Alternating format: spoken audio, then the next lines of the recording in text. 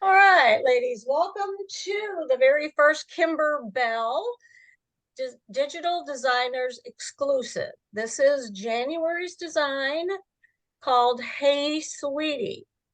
And the origin of the design came from the Sweet as Pie bench pillow. Now, let me show you what I have.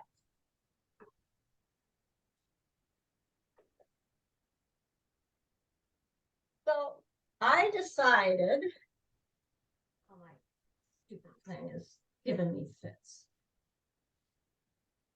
Oh, it's upside down.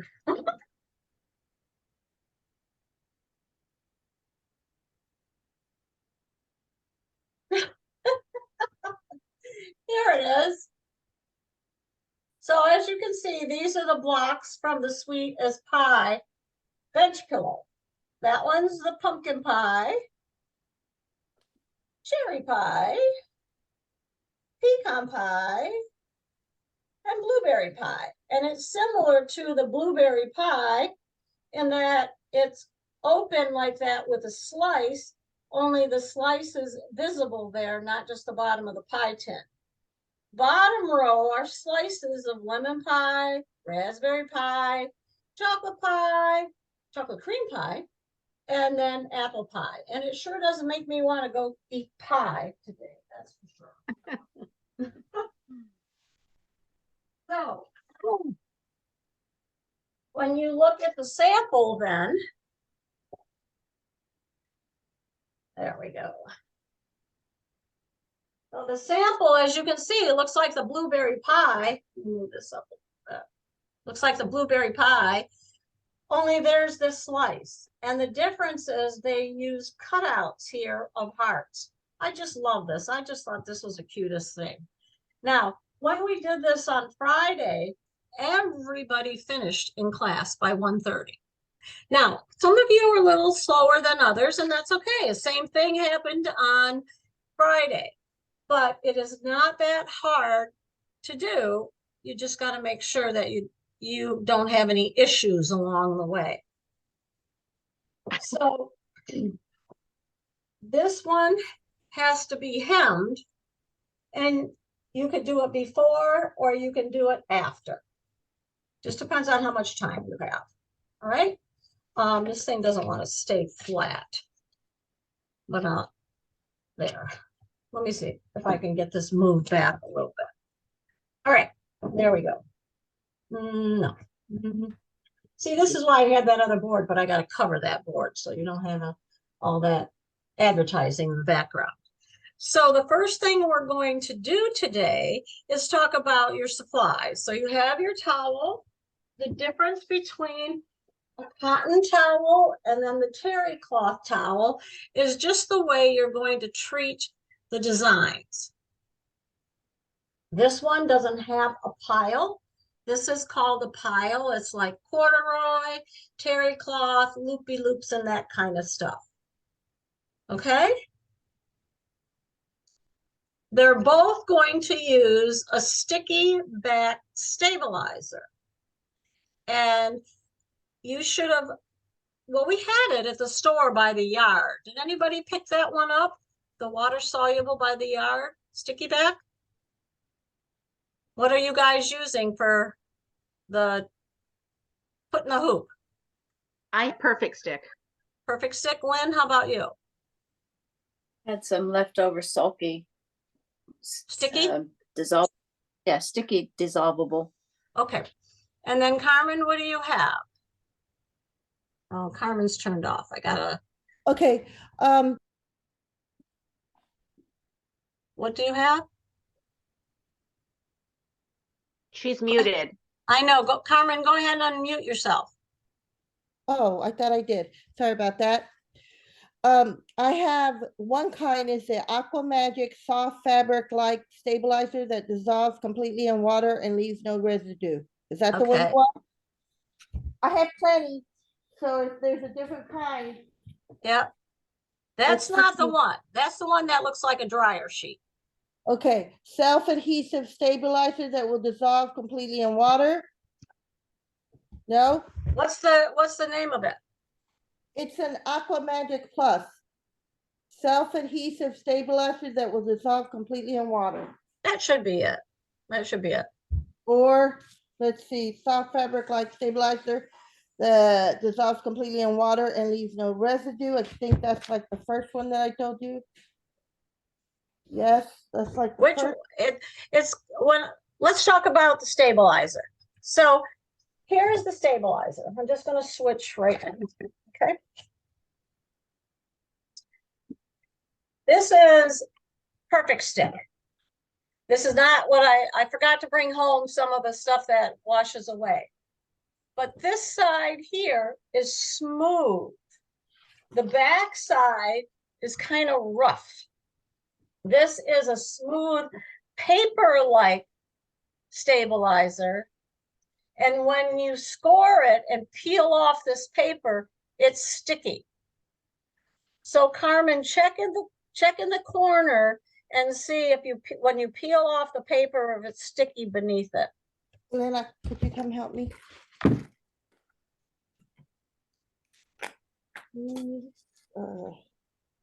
If it's sticky, dissolve away, like heavyweight, water soluble.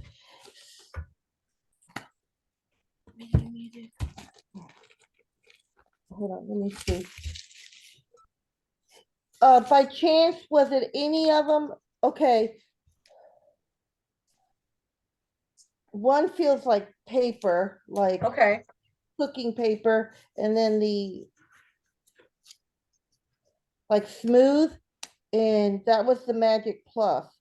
Self-adhesive stabilizer that would dissolve completely in water. okay, that should work.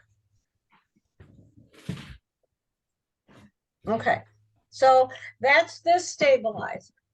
Oh, Then you're going to need this let me just, plastic or water soluble stabilizer. It's called water topping. And it looks plastic. It's not like the dryer sheet. So when I reference those, that's what I'm talking about. Okay. All right. No questions. Just jump in if you have any questions.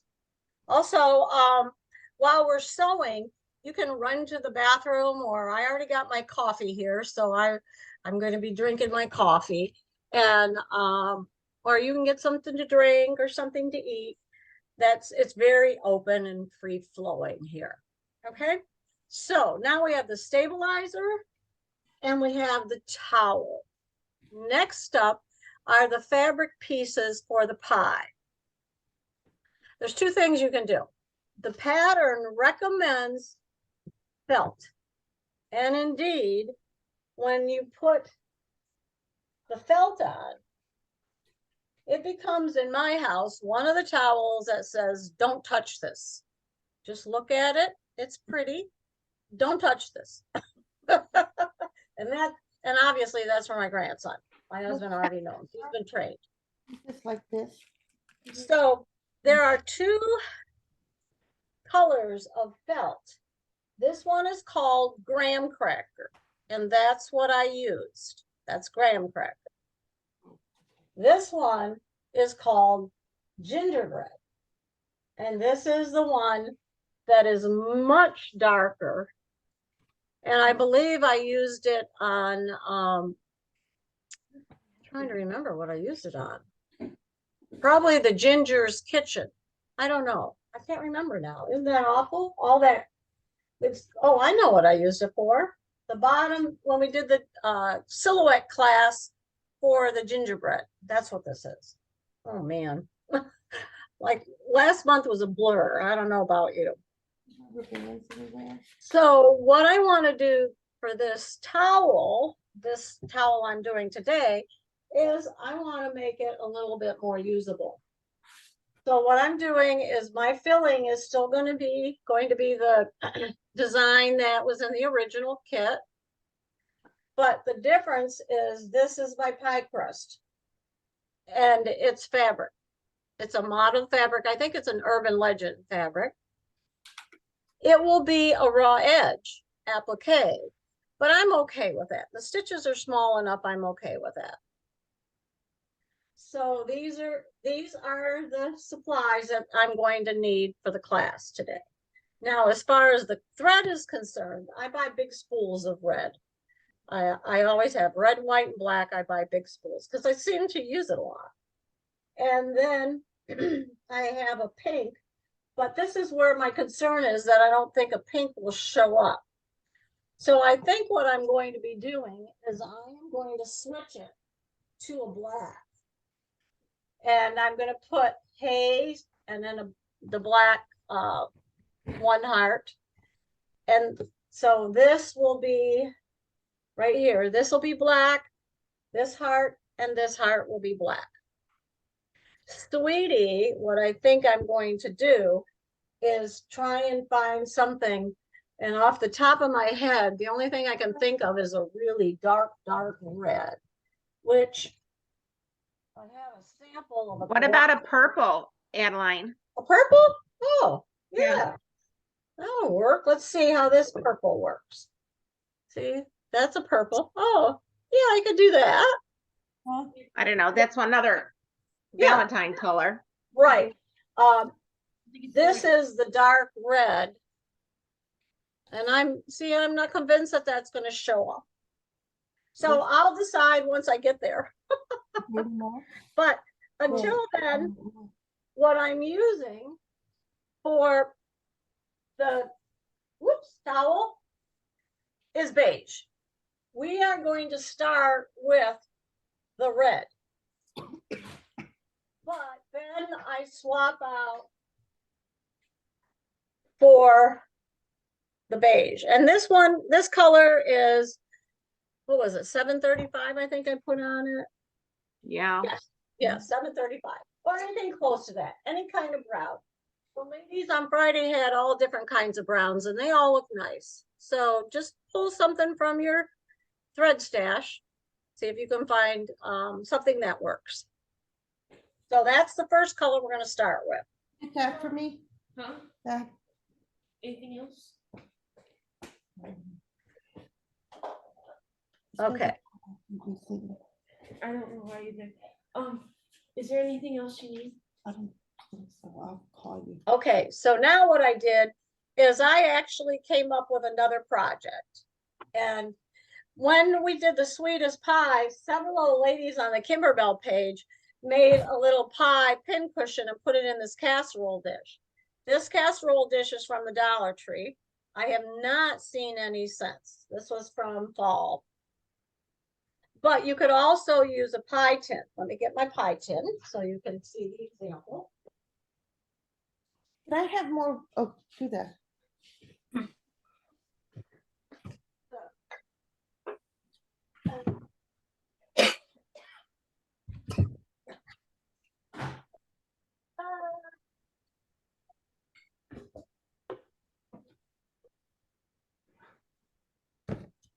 All right. Now I didn't put this on the supply list because I didn't know if everybody was going to plan on doing this. But these are the pie tins that you can buy on Amazon. They come $4 for a dollar. No, not $4 for $1. 4 for maybe $10, and they're Cuisinart. They're like a copper color on the back and then a silver color on the front. This is what I was referencing as a casserole dish. If you have a Dollar Tree that isn't very well shopped, you might still find these. Unfortunately, that's not my dollar store. So what I did, the reason I'm showing you this is because I wanted you to see how that raw edge applique will look. So as you can see here, let me put it under the light. Maybe you can see it under the light. There. So as you can see, this raw edge, the threads stick out, but I'm okay with that. It's pincushion. I used walnut shells that I have a huge box. I bought 25 pounds several years ago. But see, this is a pincushion. So I hope that gives you some kind of inspiration once you finish this project to make it for other gifts and or something to decorate your room with. So your sewing room. Okay. So Next up, design. Now, you should have all gotten the design. I have my design in my folder. So this is my folder. If you have the icon 1, it's in your cloud. So what I did is I created, all right, let's me move this over here. There we go. And then I messed up. on this one. All right, can everybody still see my screen? It may not be real Yes. clear, but it takes a minute to focus. So this is my new folder, DDE Kimberbell. And how I make a new folder. Lynn, do you have the icon 1? Yes. Okay, so I've got it turned on and I'll swap back and forth. You'll see. All right, okay, I'll show you what to do. All right. So to create a new folder, you go up here to the plus right there. You tap that and it says enter folder name. And what you'll do is you'll type in whatever you want to name that folder. And then you hit OK. I'm going to hit cancel. Then when I go to save something, I'll use this heart button or icon down here, and I'll access that folder. So now I'm going to long hold this. And I don't know if you can see this, but the first one is Hey Sweetie.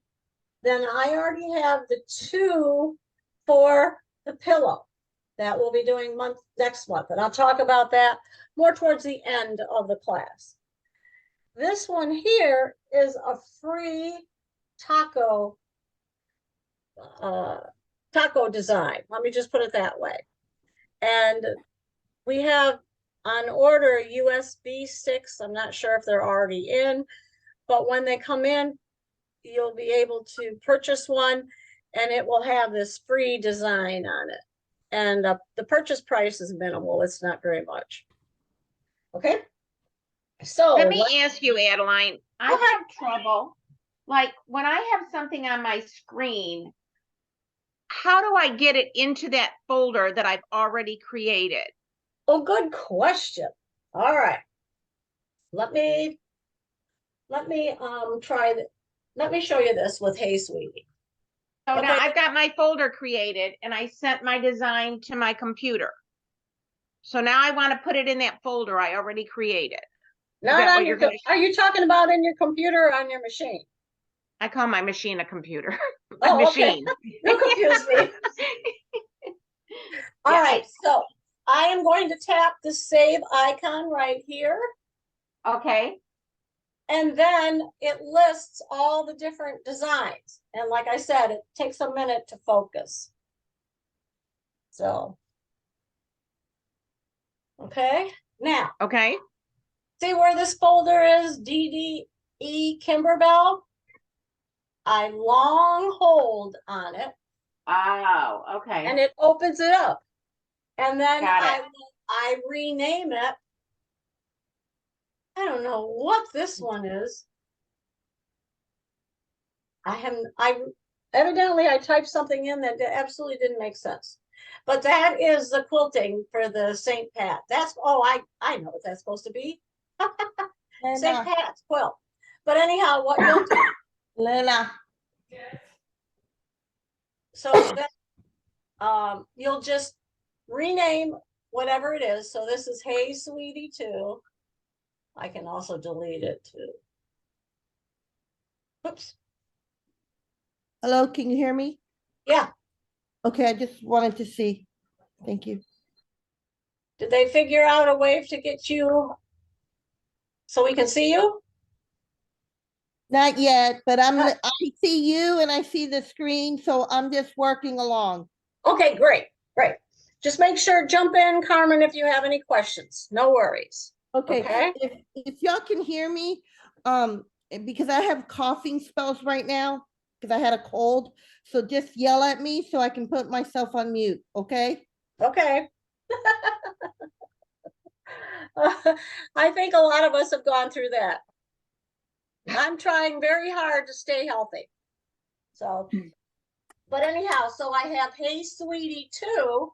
So then when I save over it, I've renamed it so that it doesn't write over one that I've actually saved previously.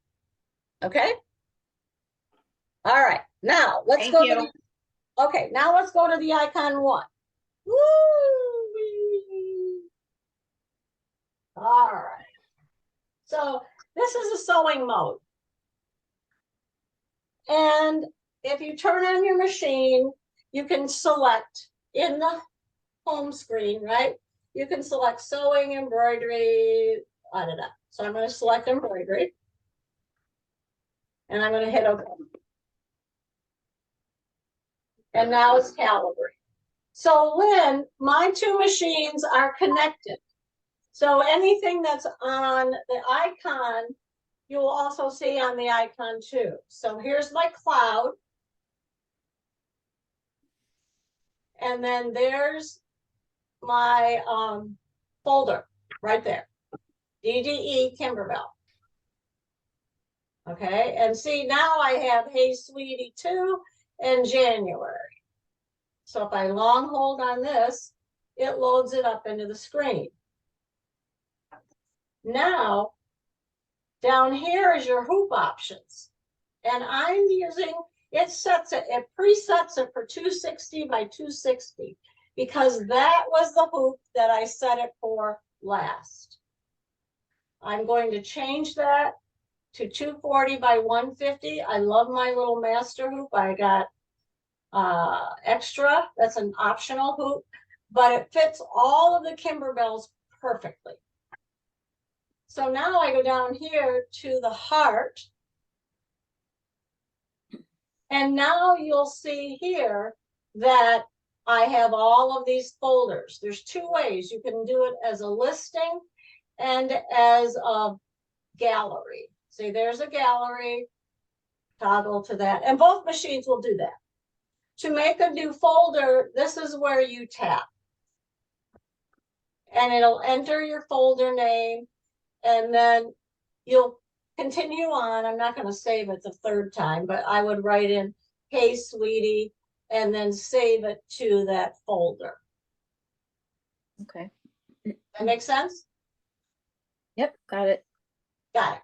All right. Now, if I want to go back to sewing, there's another way I can go back to sewing is down here in the lower right-hand corner. Here's the sewing side. I can access all of the sewing stitches. Here's the embroidery side, and I can access that embroidery design. So I can quickly go back to sewing.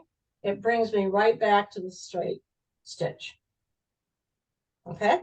So the next thing you guys are going to do is you are going to load your design. Right? So here we go. There we go. Okie doke. All right, now I'm waiting for it to focus. So I'm going to go down here and select my 240 by 150 hoop again. And see how it fits right in there? If there's a red line anywhere, see that red line? How I don't know if can you see the red line right here? Yes. When a design is outside of the hoop, a red line will form as a frame to say you can't do that. Then when you go into edit design, there's 2 ways to get this back in the center. You can go to the center of the move screen and tap it. Or in this case, whenever something out of the screen, this icon is moved back into the screen or into the hoop, and you tap that. But I like everything in the center, so I'm going to tap that. See, now it disappears, it's grayed up. So now I know that that design is in the center of my hoop and it is within the parameters of the hoop. Everybody good with that? Is that a yes? Yep. Yes. All righty. Yes. Okay. Now, I'm going to just veer off in a different direction and show you the samples for the free design, and then we'll get ready to sew. So this is the original design. So let me see, is that, there you go. So it's just a little taco shell that is used as a cord holder.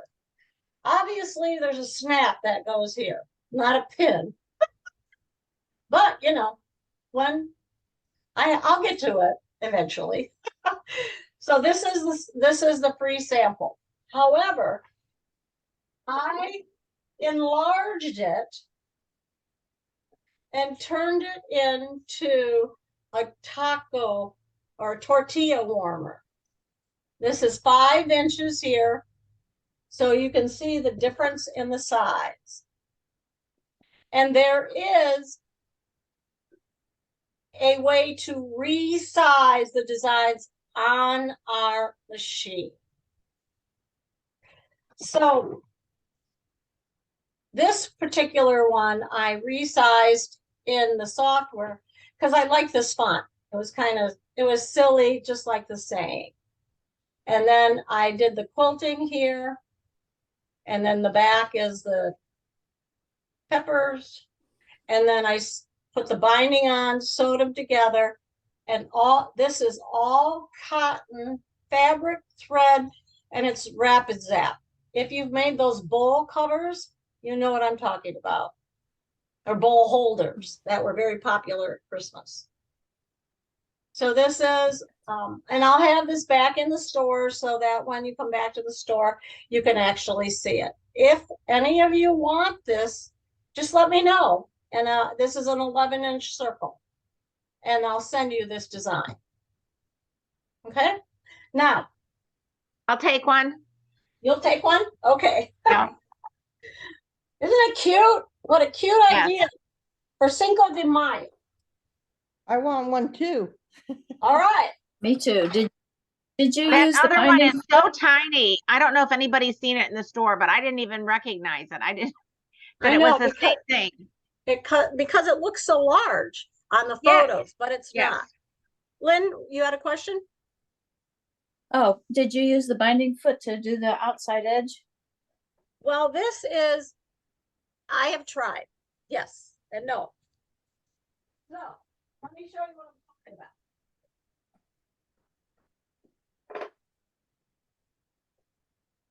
This is my new best friend. And it's the Moda binding by the yard. Okay. And that's what that is. It's a Moda binding by the yard. It does not fit in the new one. I really pushed it to try and get it to fit, but it's a little off. I'm still working on it, but eventually I am going to get it to fit. So, because I don't like making bias binding, and the new attachment, let me show you what that looks like.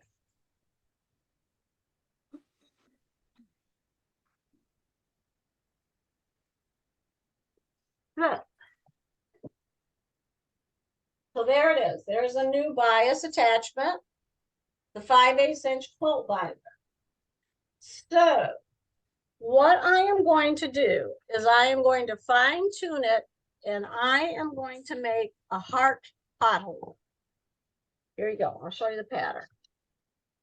I'll send you, you know what, guys? When I send you the link for this recording, I'll attach that taco filling design, and I'll Okay. also send you the link, excuse me. Oh, sorry, for this oven mitt. And it's a heart oven mitt. And tomorrow, the Floriani software is, there's a woman named Clarissa, and she does classes on Thursday afternoon, I think I don't know, 3 or 4. And she's doing this particular pot holder. So this is a perfect pattern to practice with this binder. Number 1, it's curved. And because it's curved, it's a little easier. There's no mitering of corners. And that makes it a plus. And then there's a straight, sort of straight line right here. And that helps too. So what I'm going to do is I'm going to put it right here. This will, and the whole thing is this is going to have insul bright, so that it can be usable. And if you don't want usable, then just use regular batting. If it's just for show, don't worry about it. But I will make this and then show you how I master this quilt binder. Okay. How wide does the thread, I mean, the fabric have to be for the quilt binder, Adeline? Well, it has to be 75 millimeters, 3/4 of an inch. So that's the problem, because this one is actually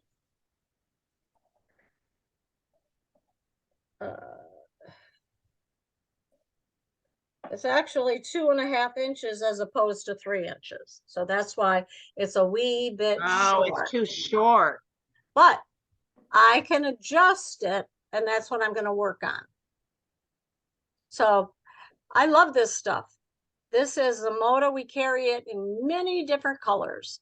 And then it just saves me. I know some people are really bent on making it match your bind or your quilt and all that other stuff. But I go for the quick and easy with this type of binding by the yard. Okay. So I will keep you posted. All righty. Now, the next thing up is to get your directions up. So I am going to share my screen. Cross your fingers, this works. And let me know when you see what I'm sharing. All right. See if I can find what I'm sharing. There we go. Got it. See it? Yep. Yay. All right. So what I just did is I went over the materials that we needed for this. The fusible backing is Pellon Shape Flex.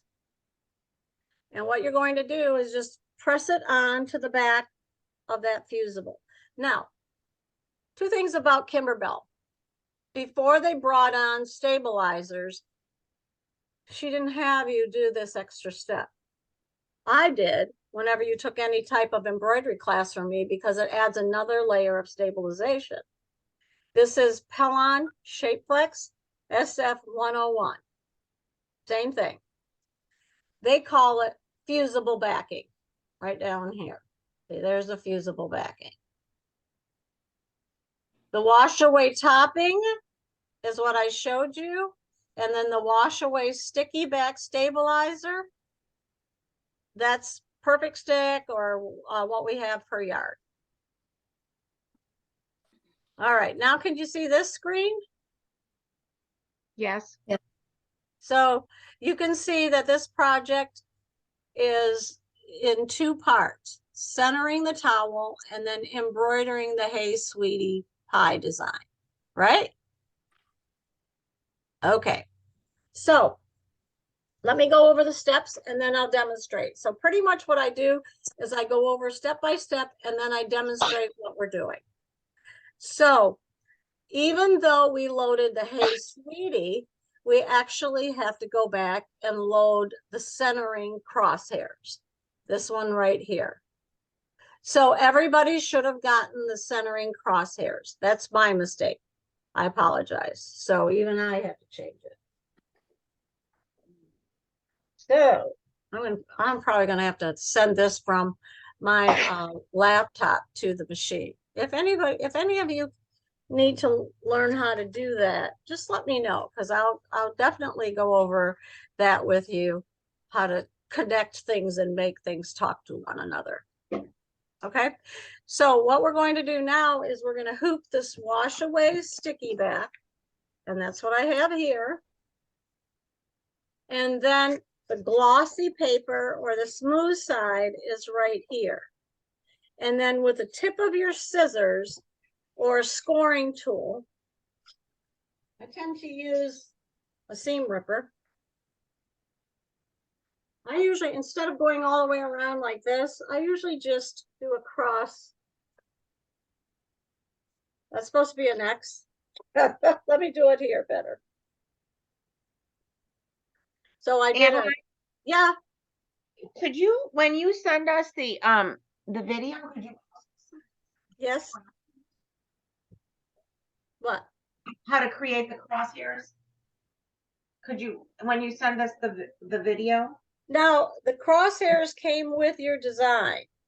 No, but you said how to create it, like can we just use that for any design then? Yeah, that's gonna be the center of your hoop. For Yeah. any design, you could take it and use Anything. it. Yeah. Yep, okay, thank you. Now, you can do that in the software, but you know why? Because you already have it. Yeah, okay, I thought you said you were gonna send that, It should have come in the email. I got it, I got it. Yeah, okay. So now I'm just peeling off. And now I have a sticky back. Okay, so I'm gonna stop sharing this screen. And I am going to send my, here, let me show you what I'm doing. Okay, so what I'm doing is I'm going into my embroidery designs on my computer. And I'm opening up the VP3. Now, I'm seeing the icon 1 Where? on my video. Am I the only one? Hang on. Am I right? No, I'm sorry, Adeline. I'm sorry. Okay, I'm sorry. I got it. you got it?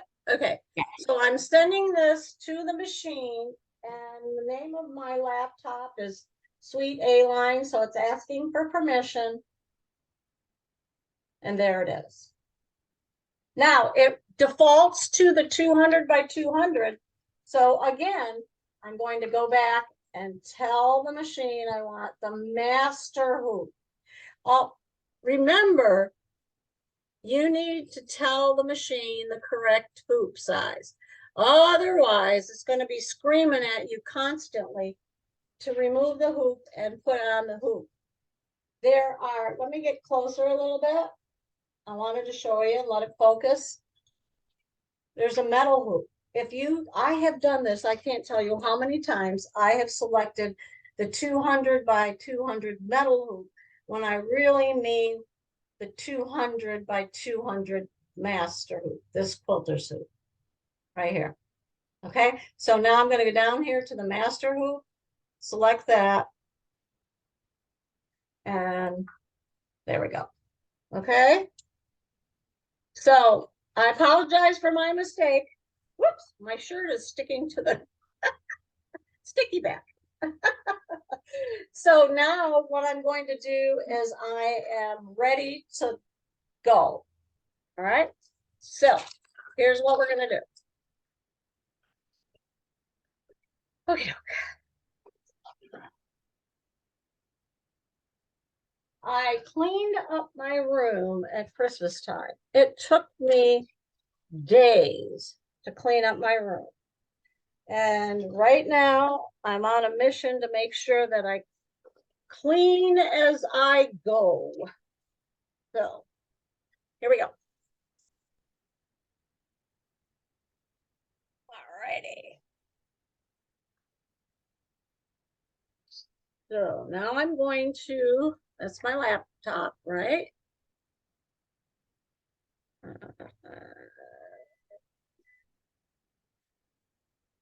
I'm going to turn it down.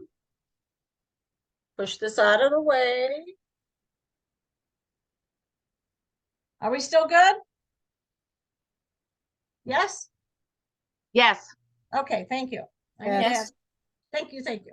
So right here is where I'm going to stitch that cross mark. So I have peeled off the paper. I'll show you what it looks like.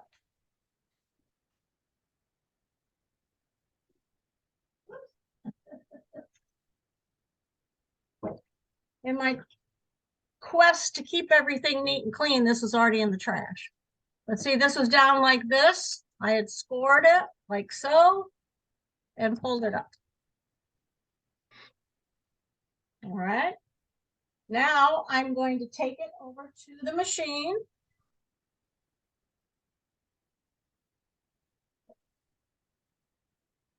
And I am going to hit the word go.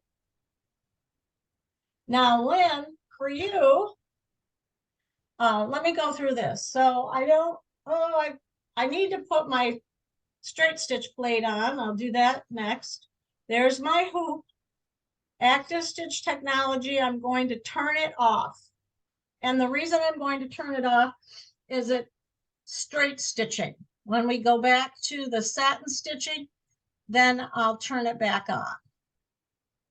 And then I have my 6D foot. I'm not going to baste. I don't need to baste. I have it on automatic thread cutter and jump stitch trim. Until it starts giving me a hard time, I'm going to leave it there. Okay, now.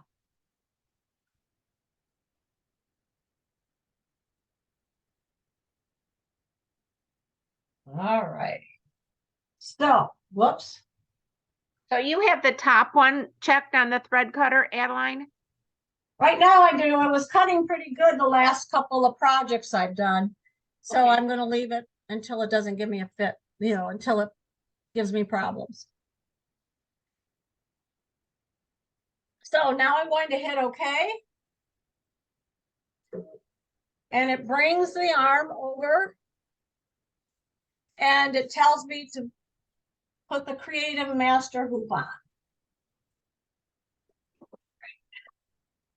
Just like this. All right. Because this one I like to have at this type of an angle. So I just push this on. And now I'm good to go. So then I hit OK. Now I need to thread the machine. I forgot to do that. Red thread? Red thread.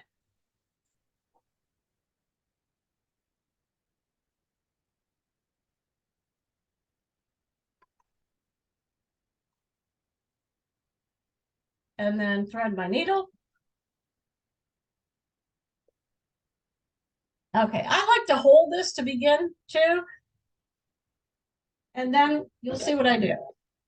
When it cuts it, I pull it. If you're using the other cutter, where it doesn't cut the jump stitch,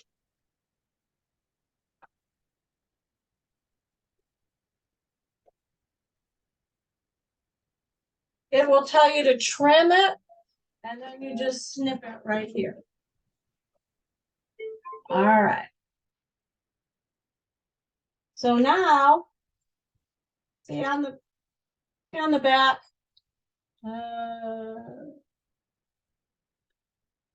it looks kind of neat. So it's performing well. So I'll leave the cutter on. If it's all messy and yucky, then I turn it off. And I just use jump stitch. I cut the jump stitches after. Okay, that's all you need that for. And as I said, let me show you this again. This is your vertical. And those little markings at the top, right here, and the bottom. And then this is the horizontal. And those are the markings for the horizontal. This centering design is the middle for all of your hoops. And so if you have the magnetic hoop, that's the quilt hoop, it's the same centering design. So it's a nice file to have on your machine. So now I want to show you something. In both machines, you cannot do anything. Oops. You cannot do anything when you are in embroidery stitch out. All you can do is sew the design. it is locked in place. I can't delete it. I can't rotate it. Nothing. Well, I can do other things, but I mean, as far as the actual design. So I have to go back to embroidery, edit screen. I'm going to save that centering design. I am going to rename it centering design, uppercase, centering. Whoops, I got to spell it right.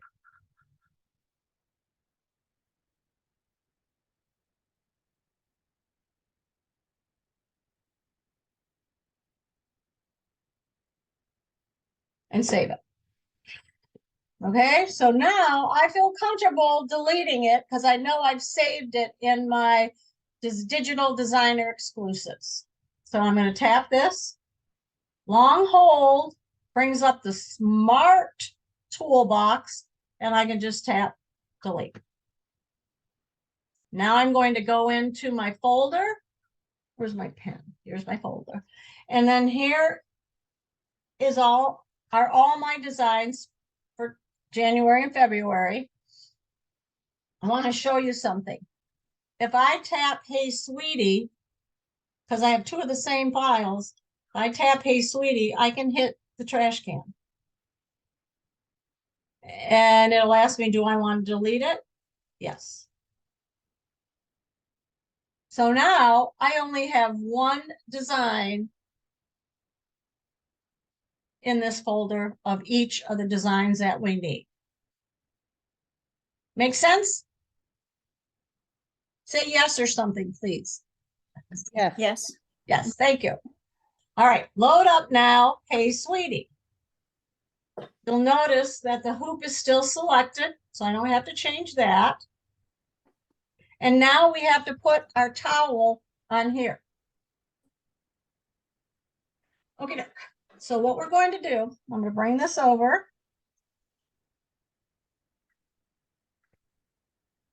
And there we go.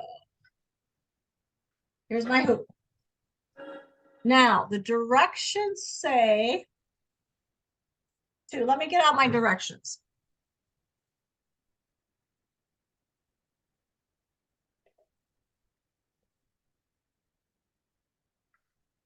Okie doke.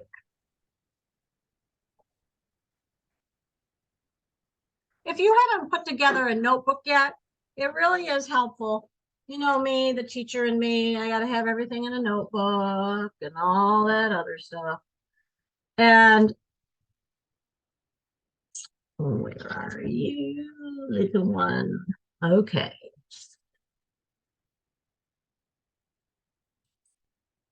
All righty. So I am going to read it to you and then demonstrate. It says fold the tea towel in half lengthwise, right sides together. This label right here is the bottom of my tea towel, or it can be the top. Doesn't matter. I usually cut them off. But some of you may have a little loop to hang it on a drawer pull or something like that. That should be the top then. So then you switch this around like this. All right. Right sides together. All right. Then you are going to finger press along the fold. So this is what it means by finger press. All right. Now, next month, we're going to use this nifty little tool. If you don't have it, you better grab it. This little nifty tool helps to flatten things out. It's a roller. And we have them in the store. Okay, nope.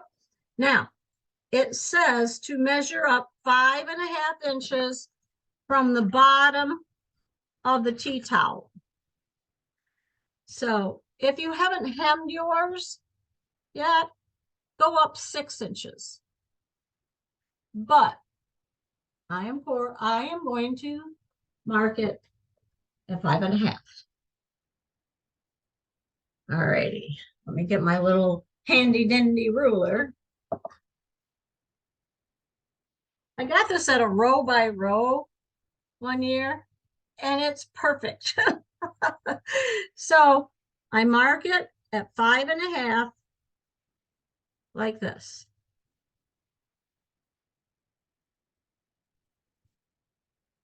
There. See? There's my 5.5 inch mark. Then if you want to, you can mark it vertically too. All right. So now you can see the use of the centering line. Because what you're going to do is you are now going to fold this up at the 5.5. And let me remove my directions.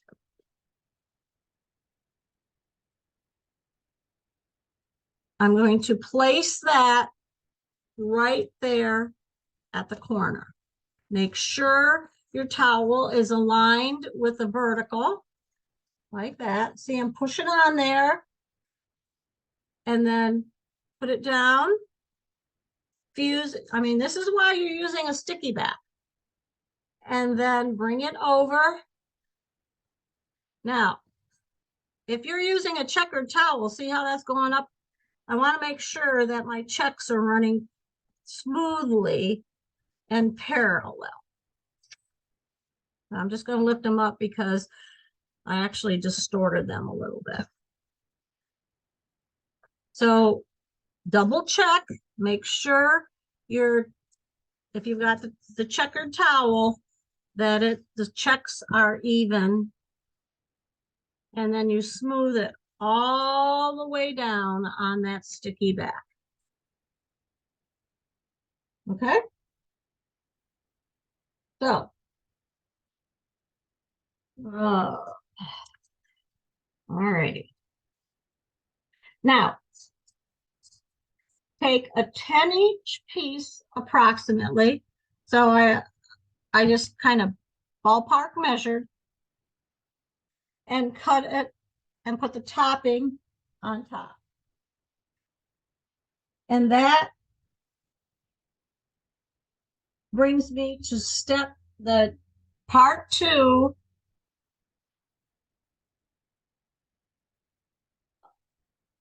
And step number 3. Step number 1 and 2 is to iron the fusible on the wrong side. Yes, we had somebody on Friday who didn't iron the fusible. So make sure you do that step. And then put the water-soluble topping, wash away topping, centered in the hoop and covering the entire stitch area and tape it down. All right, let me get my scissors and my tape.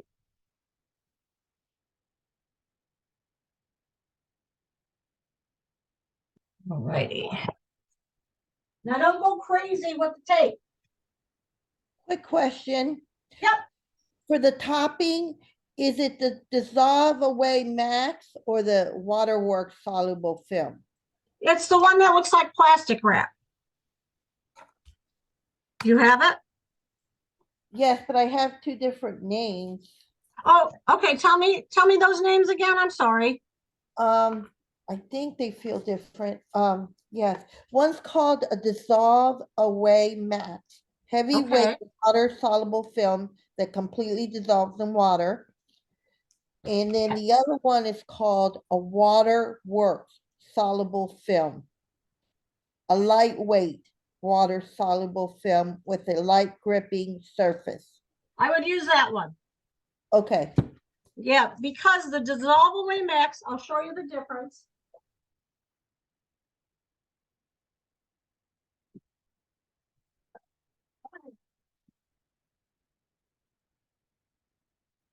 This is why I love doing Zoom classes, because I have everything right here. The Dissolve Away Max is much heavier, and it will leave more stabilizer in your fabric than the topping. And you'll have to rinse it additionally or soak it longer. What I have used this for is when I do freestanding lace. I've used it for when I do Afghan squares in the hoop and that sort of thing. So that's a good stabilizer for freestanding lace, Carmen. But this is more Okay. appropriate for what we're doing today. Okay, thank you. Now, I got my Pink Perfection tape. I like this much better than the Kimberbell. I'm not happy with the Kimberbell sometimes, but I have both.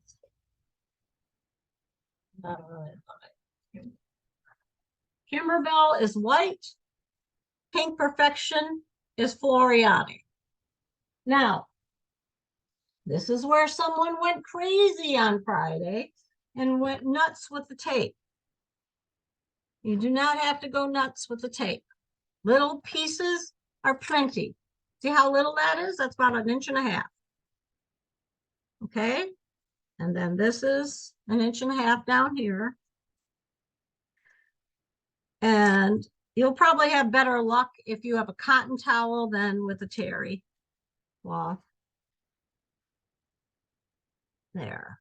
And what you want it to do is to stitch it and not worry about this stabilizer being caught under the foot. Okay. And now we are on to step 4. So I'm going to give you, I don't know, maybe about 10 minutes to get started to have all that done. How's that sound? Let me know when you're done. Okay. How's Okay. everybody doing? Is that okay? Is that doable? Yep, sounds good. Okay. Yep. Adeline, Yeah. I want you to know that I'm really watching because I'm not gonna be able to, as dumb as it seems, I can't keep up because there's so many other steps because y'all are more advanced than me. All right. But, Carmen, that's the exact reason for these Zoom classes. I like to encourage Zoom, but I have a group of people who want to be in the store.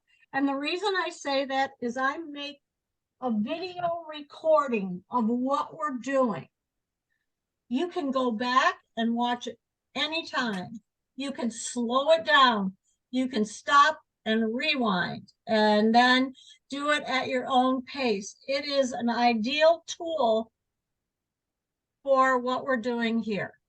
So, okay, I just wanted you to know Yeah. that, in reality, when I don't know how many people are in the Zoom class, when y'all all agree, it's okay with me to keep going. Okay. All right. So there are 4 almost not here today. So I don't know if she didn't, I don't know why.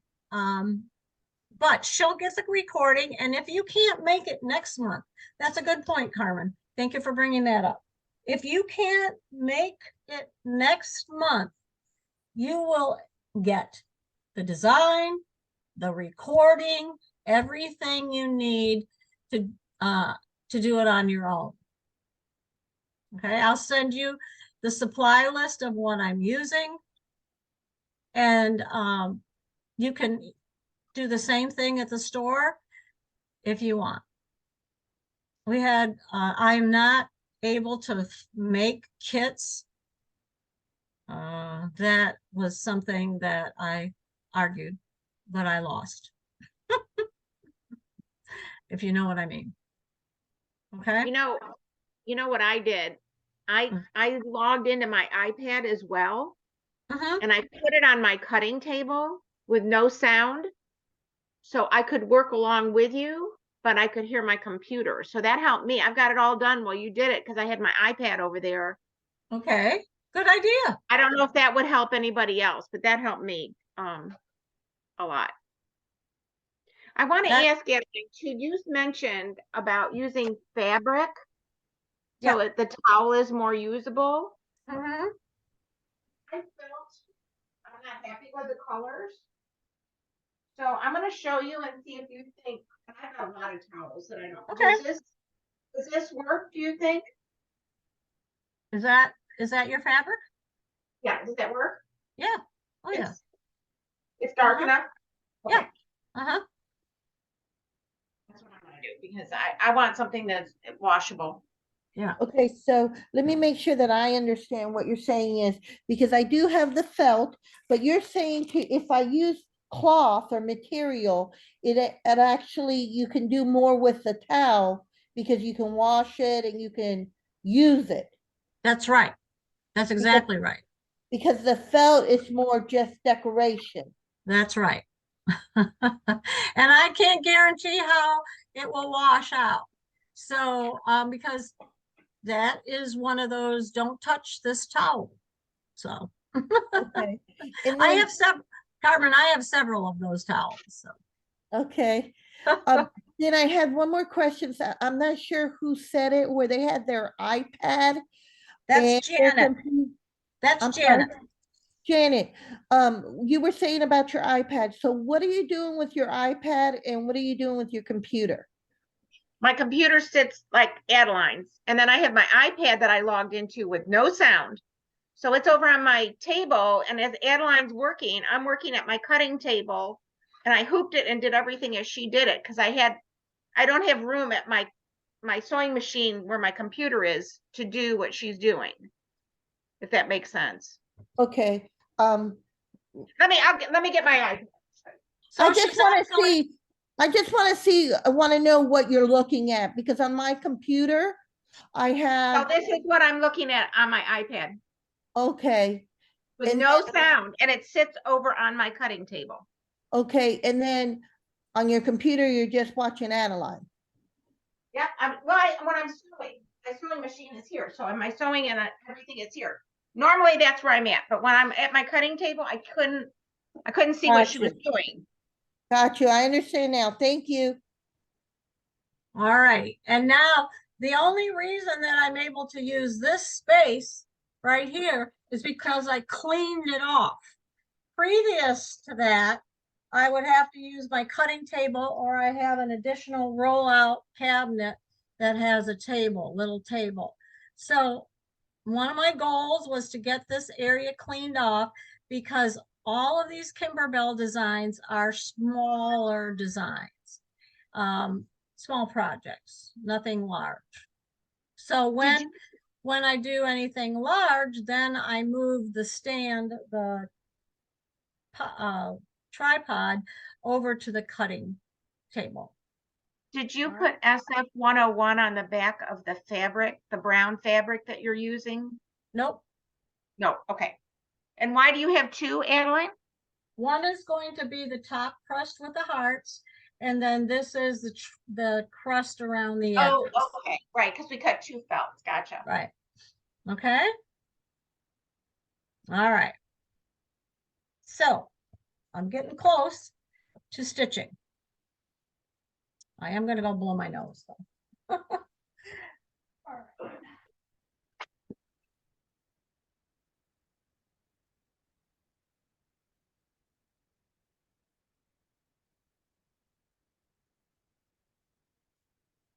This should be more convenient for you too, Carmen, right? I mean, yes, because that way I can take time out, um, to either be in the class or at least listen. If I had to be somewhere else, I could at least listen to y'all and watch it because what I personally need is a lot of like I would need to do this a couple times because my other projects, I can do them, but then I forget everything. So I need to watch it quite a bit. So I Right. think this might actually work for me. Yeah, I think I agree with you. And realize that don't wait until June to do this project. Carve out a slice of time just for you so that you can do your projects. That's the way you're going to learn your machine. I So You're so right.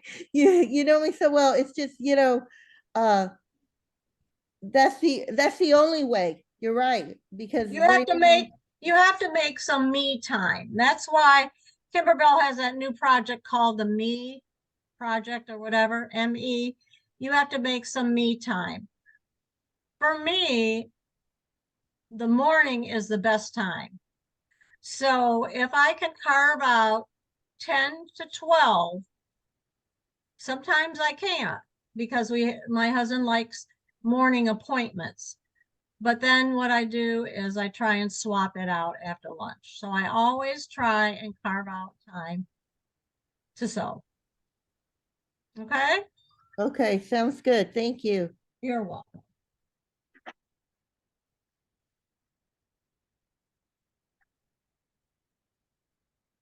All righty. All right, I'm gonna go switch from coffee to seltzer water. I'm dying of thirst.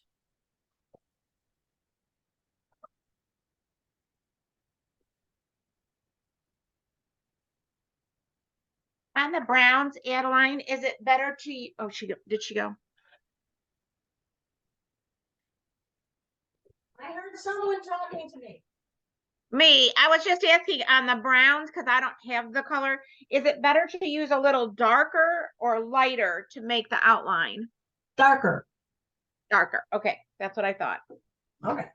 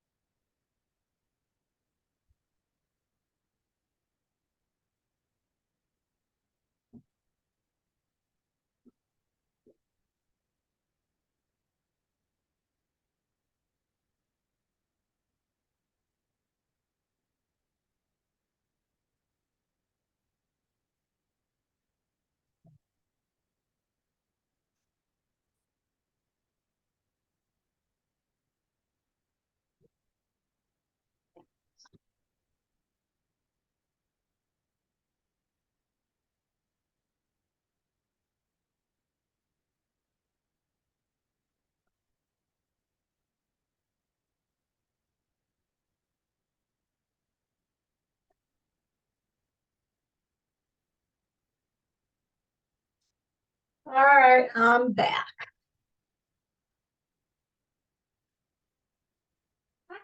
Adeline, do you have the blue tiles that Kimberbell uses?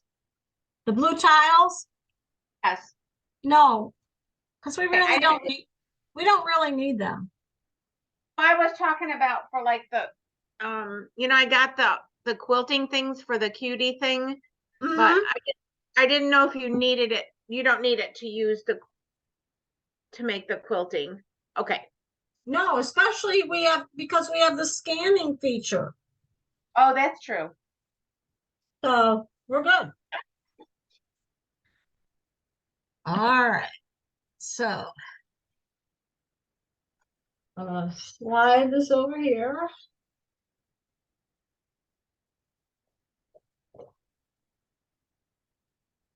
Okay.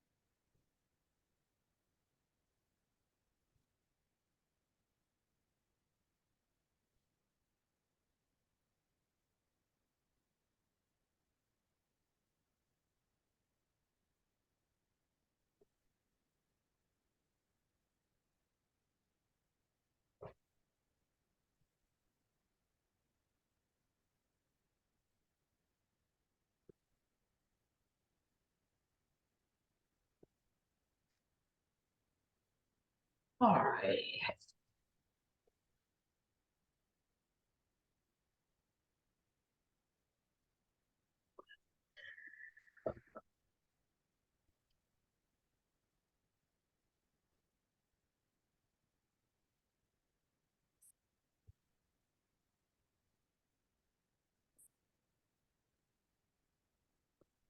All right, I'm almost ready. How about you guys?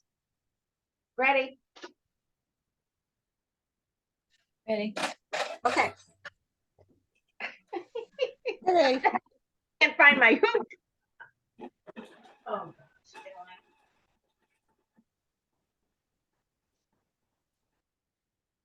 I am laughing because that's typical for me.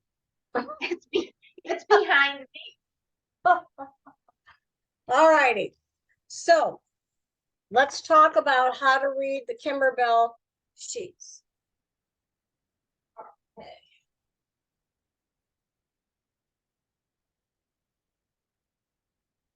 So as you can see, whoops.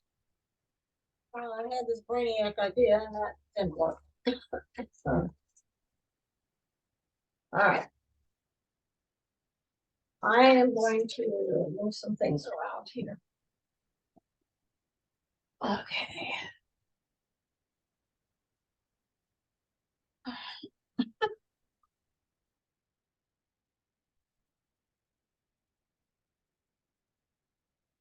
Oh my gosh, Evelyn.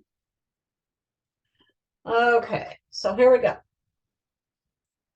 So on your directions, you can see that we put the fusible on the back of our fabric. Then we loaded the Hey Sweetie on our machine.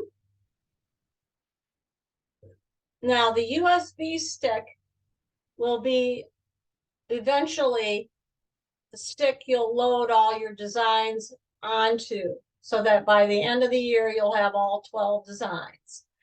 So that's the intention of the stick. It actually says digital designer exclusives on it. I don't have one yet. We have one at the store.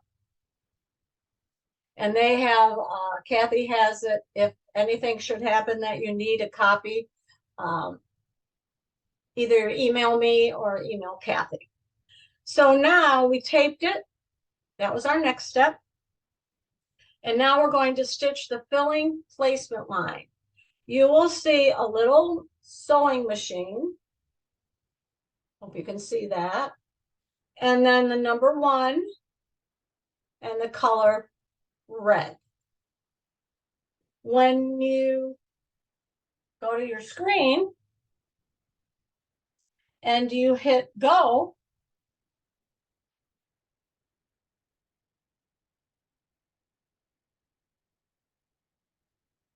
I have it all set up, ready to go. I never did switch my plate.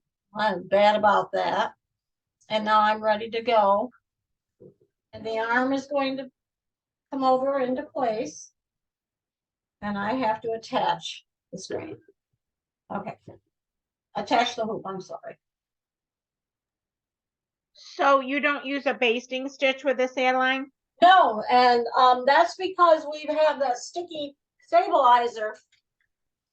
And that sticky stabilizer is perfect for this type of a project, terry cloth, ultra suede, all of those that would leave a burn mark or would be impossible to hoop. So I always make sure I have perfect stick around. Okay, this kind of, for the person that doesn't know anything, I just want to make sure about a couple things. Okay, You said you switched the plate on the machine? right. So there is a single hole throat plate. See that Okay, single hole? And that one is what they recommend for embroidery. And I'm being real lazy and I need to switch that out. okay, the other thing that I wanted to confirm is the needle. Good question. Go ahead. Well, just what kind of needle are you using, especially if you're using the felt versus the cloth? Right. Good question. This is the needle that I'm using. Is a Microtex 9014. And that would be for both types of material, the felt and the material, meaning the material, you know how you said the usable and the decorative? The Yes. felt is the decorative and the material that you're using in place of the felt is the usable. So it's still the same needle. Yes. Still the same needle. Microtech, okay. 9014, got it. Right. Thank you. You're welcome. Good question. I forgot that. All right. Now let's take a look at the screen. On this side, you will see numbers right here. 1:1. That corresponds to the number 1 in the directions. Even though this is a blue color, the directions are telling you to thread your machine with a red thread. Right there. Red thread right there. So this is called the placement stitch. We then put the fabric down, tape it down, and then step number 2 becomes the tack down line. Then you are going to trim the fabric close to the stitch line. And for color number 3, we are changing it to the brown. All right, so now I'm ready to stitch. So let me get this over here.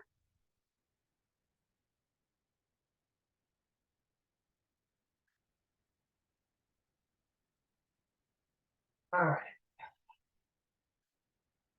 Okay, so what I'm going to do is I'm going to show you how to change the plate. So I'm going to pull this up. I'm going to pop this out. Take out the bobbin. and then take my screwdriver and pop this out. Oh, maybe with my hand. There. Okay. Now I'm going to check to see if I have any threads, and I have a yellow thread from when I was stitching the cuties. And any fuzz, any threads, I'm gonna pull those out. There's a little pink thread right here. Looks like that. Then I'm going to take the single hole throat plate and I am going to pop that in. I put the pins right here. These little pins sticking out in the little openings here. Let's see. Because we don't want you to break the plates. We have had people break the pins off of the plate. I'm gonna put it right here like so. And snap that in place. There we go. Now, I am going to put beige or brown in my bobbin. You can do whichever you want. I'll show you the difference. So you're using a matching bobbin for all the threads, Adeline? Just for the brown. Because and then the lettering, yes, I do. So if you want your towel to look both neat on the top and on the bottom, then you should match up your bobbins. So there's the red I had originally matched up. And then here's all the brown. Now, after I made this initially, I decided I'm going to stick with a brown. So I am not putting a red in the bobbin now, because then this will all be brown and I think it'll blend in better. When I get to the lettering, then I will switch to match the needle thread. Okay. Did you All right. change any of the jump stitch cutting or the active stitch technology or any of that? All right, so now what I'm going to do is I'm going to show you what I've changed. I'll slide this over here. And there's a couple things that I want to show you. Right down here is your hoop. So we set the correct hoop because it loaded it. This is the stitch out progress. And you can see that the first color is number 1, and then of course it follows the sequence. This are the number of stitches, and right now we're at stitch number 1, the very beginning. I turned off the active stitch technology, and when you do that, you actually get a tension setting. To turn off the active stitch technology, I go up to here to the gears.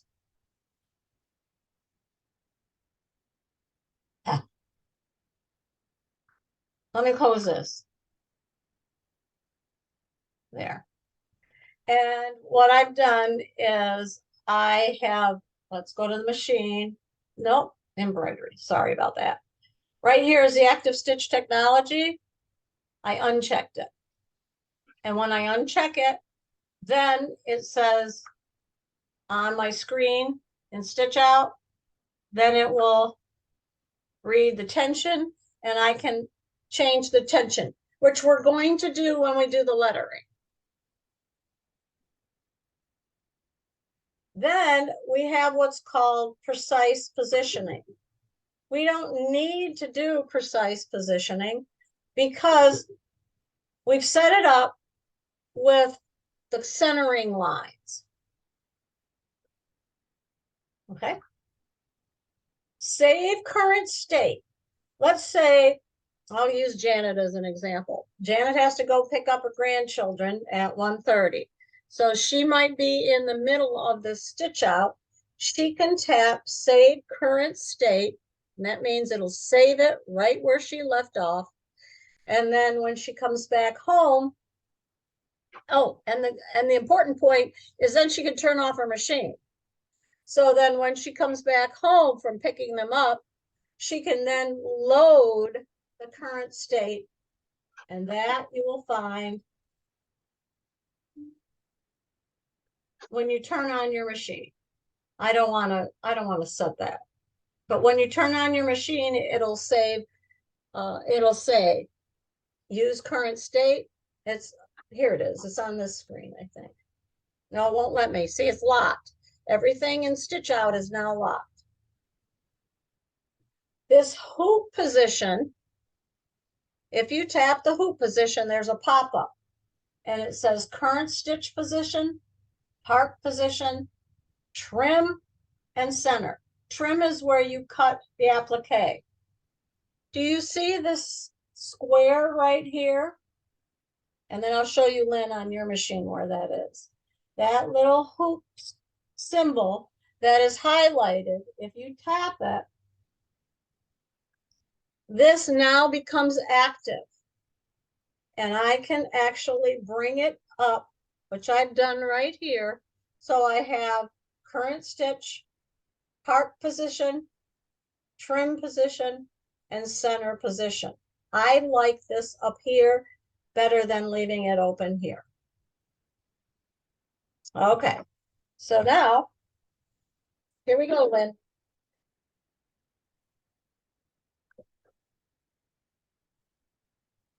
Okay.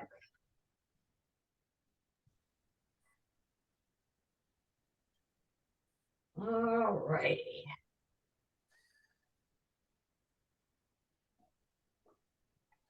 Let's see, let me get more of this on the screen. So right down here, instead of hoop position, it's hoop options. And that's not it. Let me think where it's hiding. Oh, I think you know. have- You have I'm to in be in, edit screen. What an idiot. I have to go to embroidery stitch out. and then it's hoop position. Yeah. But it's gonna tell me to put in the master hoop. And then this one, I have the zigzag plate because again, I was stitching. I turn off the active stitch technology here. This machine, my icon, does not do a nice jump stitch trim. So I'm gonna turn that off. And then I don't need any of these over here. So just what you said, Lynn, is correct. The hoop position is right here. But now what's different is yours is a purple symbol. And so if you tap the purple symbol, okay, I can now drag this up just like I did here. And your symbols, there's a center design, park, cut or trim, and then Okay. I mean current stitch. I misspoke. Current stitch, park, trim, cut, and center.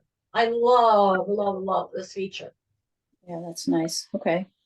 And I've also attached my stitches here. I moved my stitches, so if I have to go back and a stitch out, if my thread breaks or whatever, I can go back. And then I'm just going to tap on the green and it closes it. Here's your stitch progress. And there you can see there's your needle tensions on top right now. And again, if I tap this, it makes all of these icons floating icons. And I can move them on the screen so that I can close this. Okay. So you good, Lynn? Good. Yep, I'm good. Thank you. And then here's your sequence of colors. Okay, so let's go stitch. All righty. Okay. All right, now, there's my piece of fabric. And let me turn this down. And slide this in. Oops, backwards. Okay, here's a point I want to make because someone did. They make all the mistakes on Friday, so I can think about it, tell you on the Zoom class. Make sure this piece of toweling is laying flat and smooth to the back. Slide it under and put it in place. Because yes, someone did. So the back of their towel to the underside. Have it all. All right. So now what I'm going to do is we have what's called ghost mode. And so I always set it on ghost mode so I can see what part of the sequence I'm doing. Then I'm going to close this and now I can see it better. See, this is, I got this floating around here. So I'm going to put that over there. So I'm going to stitch that. That's the placement stitch. Okay, here Did we you go. get to code? Adeline? Mhm. How did you get to ghost mode?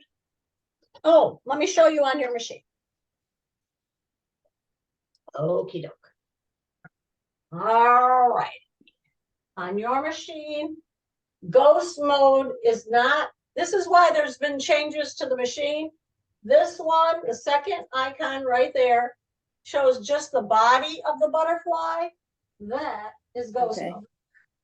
Right here. Okay. So when I tap it I see. and I turn off ghost mode, then you can see the whole design. But I like it on ghost mode. Okay. Because then it keeps me, I can quickly match the directions with the machine. Right. Okay. Whee. All right, let's roll. So this one, I'm going to turn off my thread cut options. And I'll show you what that does when you turn it off. Stitches a few stitches. It says now cut and remove thread tail. So I'll show you what it says. See, cut and remove thread tail. And so that's exactly what I'm going to do. So I'm going to snip this. You have to go away. All right, let's put you in hiding. Oh, Kimberbell's on now. What's new Wednesday? All right, I check up on that. Make sure I keep abreast of everything. All right, you ready? Here we go. Now, notice how I'm keeping my fingers away from the stitch out.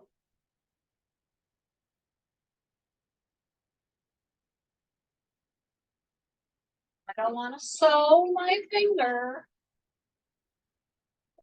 I want to make sure this gets caught. Stitch down to the back.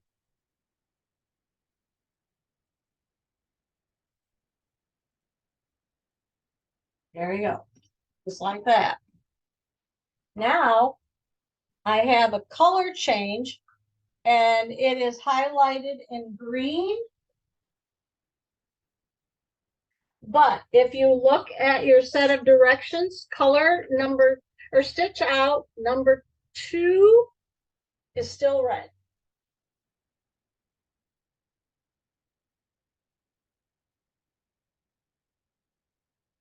And maybe I'll go this way.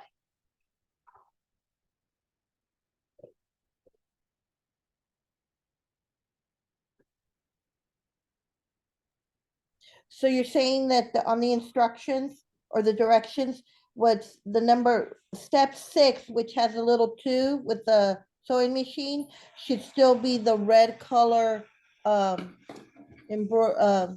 Thread. thread? Yes.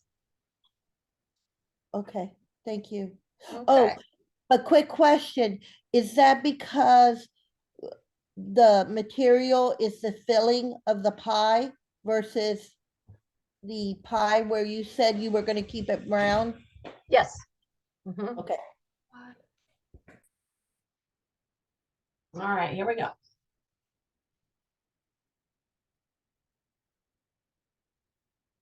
I got my snips around here somewhere right here.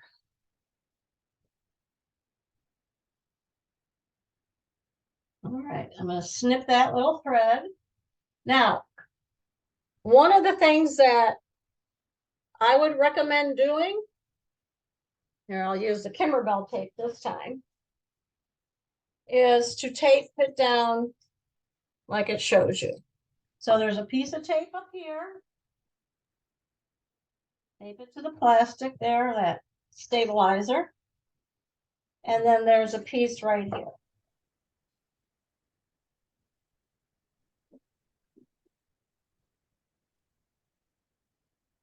Who's calling me?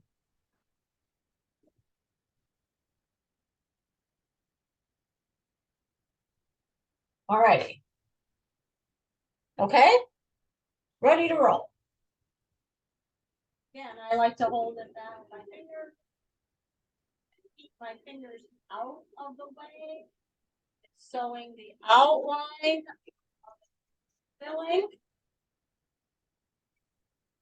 Coming around. Sewing.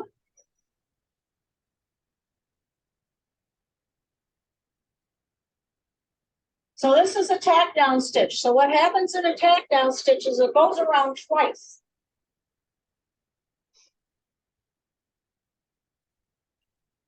Whereas the placement stitch only goes around once. Okay. Oh, that's the pie slice.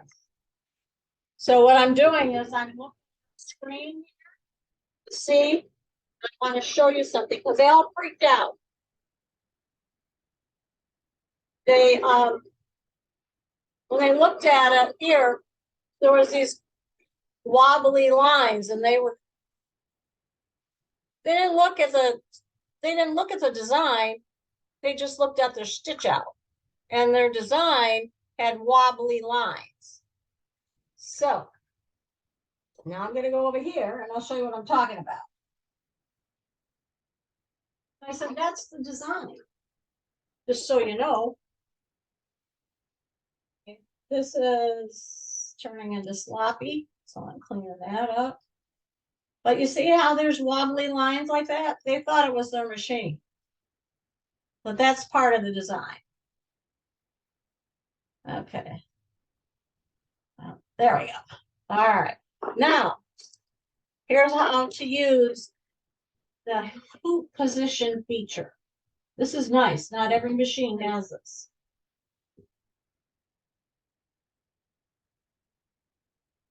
All righty. So what I'm going to do is I am going to go over to the screen right here. And I am going to tap cut. What you see is the machine brings your hoop forward, making it a little bit easier to cut.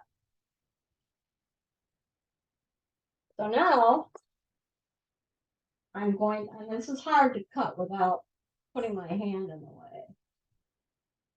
Oh boy, I did that again. See, make sure you cover all of the placement. And I didn't, but that's okay. You know why? Because that little piece is going to be the edging of the pie crust. So I'm good. I did that on my other one too. Can't believe I did that twice. So now I'm just going to cut it. Now, what you want to do is you want to be very careful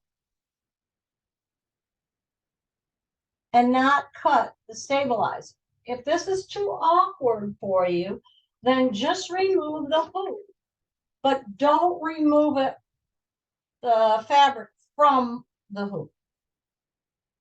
And I'm gonna go down like this.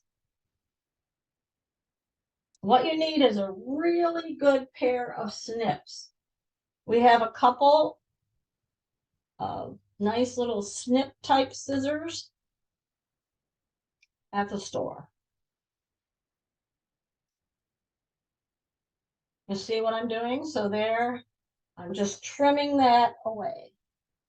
And I'm trying to tell if I cut it, but I did, I cut the plastic.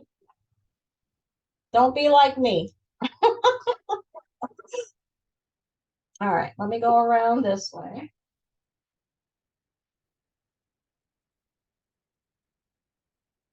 Now, if you have a pair of these duck-billed scissors, the idea is to put the duck-billed shape. That's what they were originally called when they came out. And down against the fabric,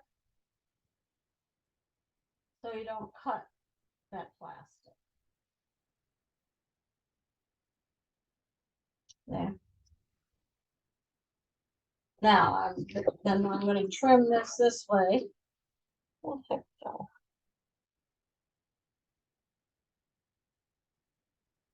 the tape.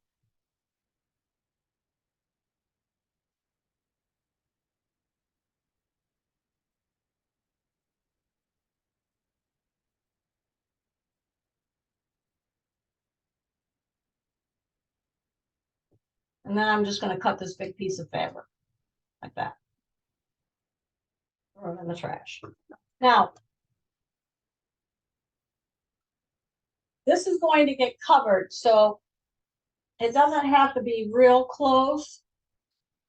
But if you're fussy about that, you can go back with your little snips and trim it.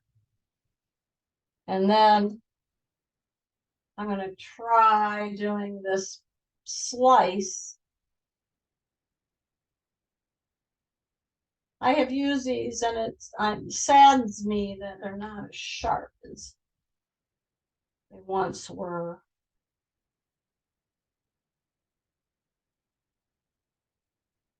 Yeah, I got to get closer.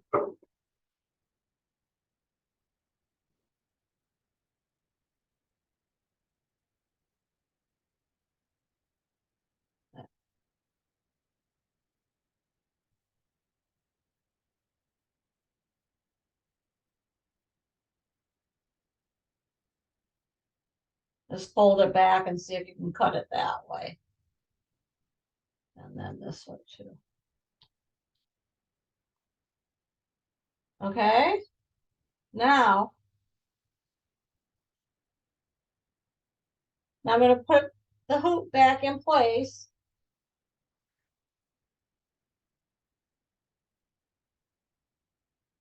So let's get this. All right.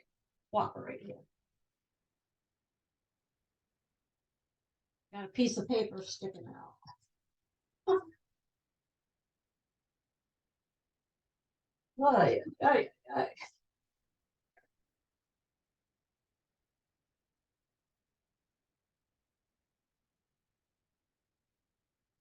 All right, I got to get it at a better angle. Hang on.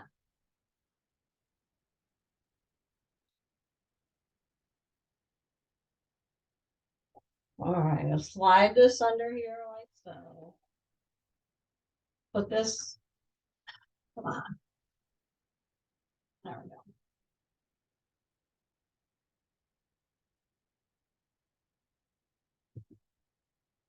There. Now I just couldn't do it at that odd angle. There we go. Okay, now the difference between that and then the current stitch, which is the first one, right here, that current stitch takes me back to where I left off. Right up there. Now, referring to the directions, we are on step 3, and it says to change your thread to brown. So that's what I'm gonna do. I'm gonna take off my big spool of red and put the brown thread back in place.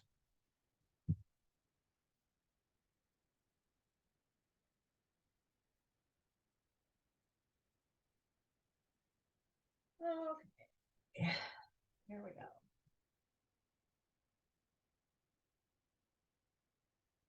And like so, and thread.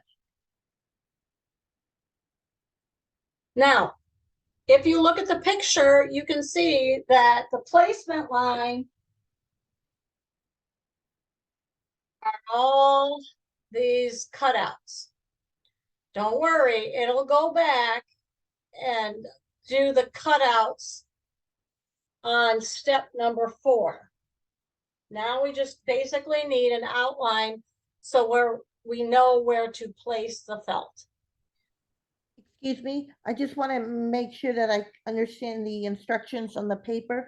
So is that little number 8 and down below has the little sewing machine with the number 3, Right, but it's the number 8 on the top. right. So the difference, Carmen, is these are all the steps 1 through 8 right now are all the steps you follow. When you see the sewing machine symbol, that's what you actually sew. Okay, got it. Thank you. You're welcome. Okie doke. So let's get stitching.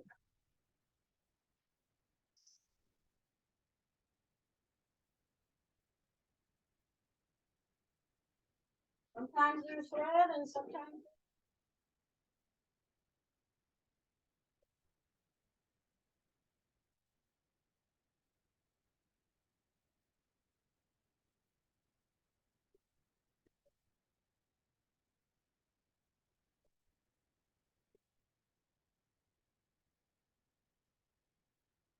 You can probably see better than you can on my video right here.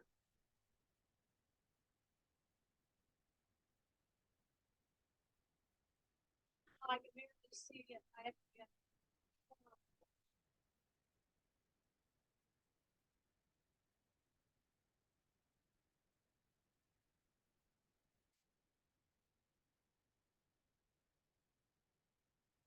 Okay, now we're going to do step number 9. So I am going to put my felt piece or fabric piece, whichever you're using,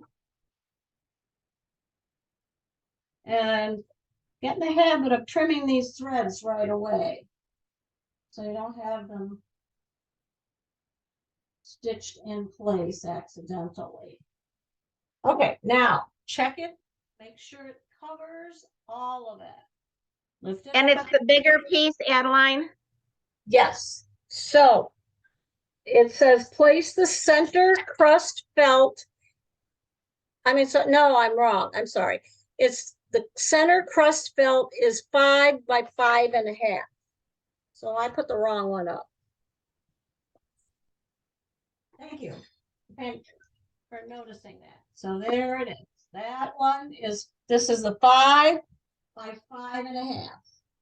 Right here is the 5. And this is the 5.5.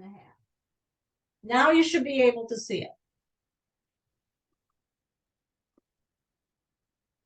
And there you can see this, the thread a little bit easier too. I hope. Let's see if I can get closer. There we go. Oh, shoot. Got to put the tape down. Tape goes there. And tape goes here. All right. Hopefully that'll stay.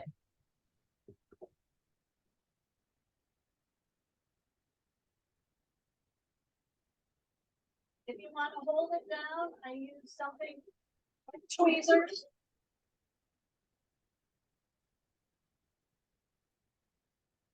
Whoa, that's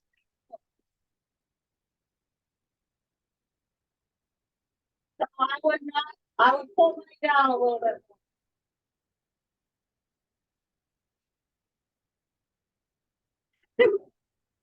Pie crust, by the way.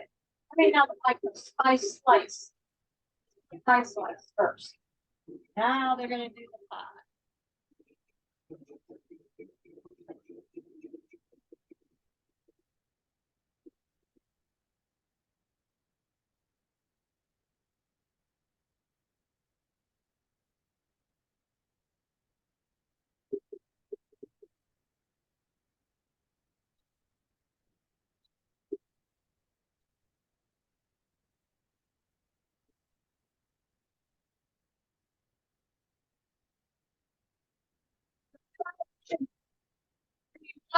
Nicer to work with because it'll lay flat against your fabric.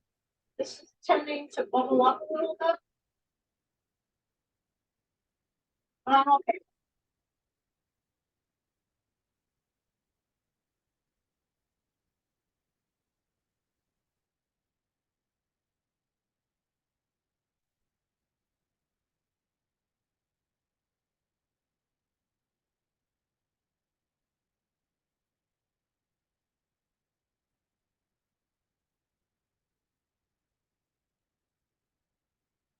And if you take a look at this tack down, I like the triple stitch. So that's to make sure that your stitches don't pull out when you are trimming.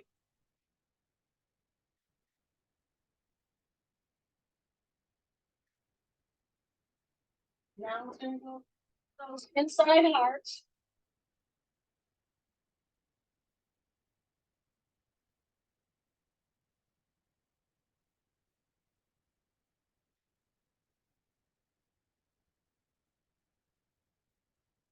And I'll go back and trim all these jump stitches.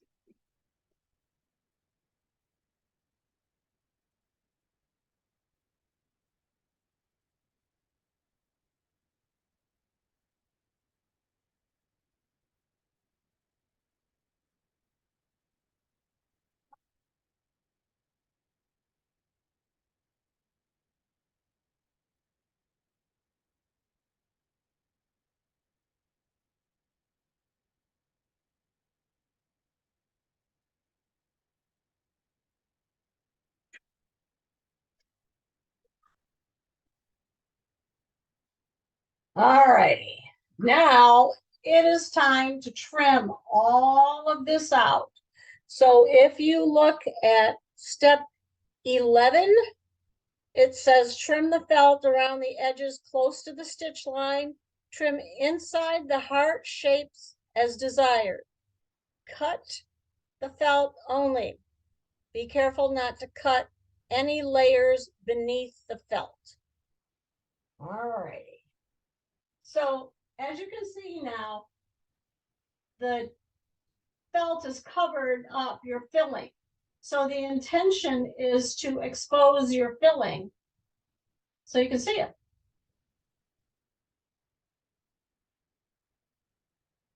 And I'm just trimming. And what I'm going to do is the best thing to do is to take this out and I'm going to cut all these jump stitches.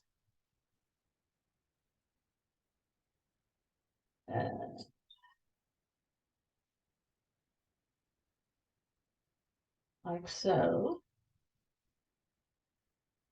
And put this on a flat surface. And I am going to put this right here on my tabletop. I'm sorry to interrupt. I have a quick question, No, just to that's make sure. In some of the other steps, you were doing like save the step or go, I forgot the phrase. I wrote it down. Save current state or yeah.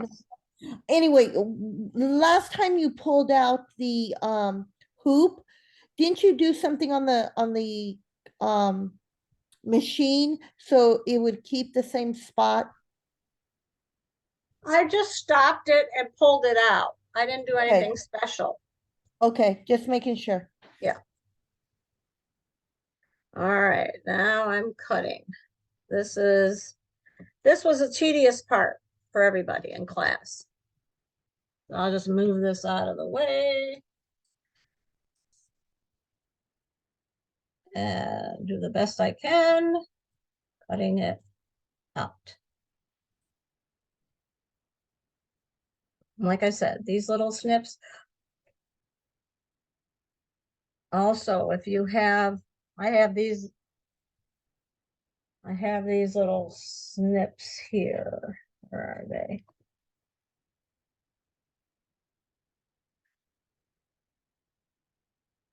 I don't know where these came from. No clue. They just appeared somewhere from somewhere, honestly. But you know how you tend to accumulate stuff over the years? Carmen, you wouldn't know about that yet. You will eventually. But then you can use either one and then you just turn your hoop around so you can cut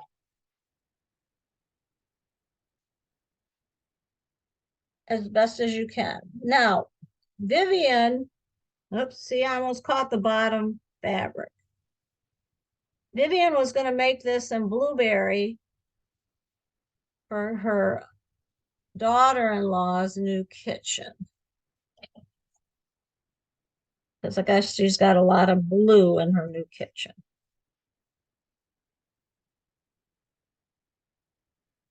Or kitchen to be. I guess they're building. So it's hard to tell on mine, but I think you can see where my fabric, the red fabric is. You gotta be careful you don't cut that fabric. To do the little inside pieces, there. I just snip the top layer here. And then I insert there, whoops. And then I insert my little snips, so I only cut to the top. That one's a tricky one. So, Is this where you were saying we're gonna kind of like have the reverse applique, so we may have some little pieces showing? that's If we're doing- exactly right. Yep. Yep. So we don't need to worry quite so much. No, no. It's part of the design. So when they put in the original design the felt, see, the felt won't shred like fabric. So, all right. So it looks like this. Okay. So see, it's not totally neat. As good as it gets. Okay. But the more you wash this towel and use this towel, the it'll fray. But that's the beauty of a raw edge applique. So that's the idea. All righty.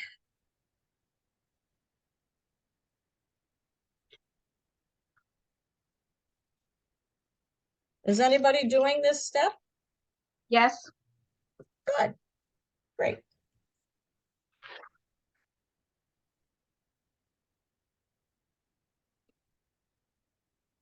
Each month is a different focus. Next month is the little pillow. And it coordinates with the bench pillow from 2 years ago, I think now, maybe 3. The gnome bench pillow. And let me show you what it looks like.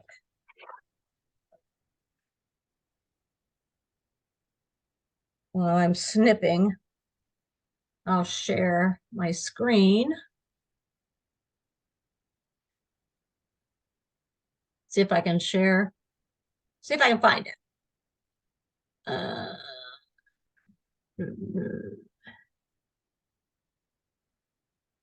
and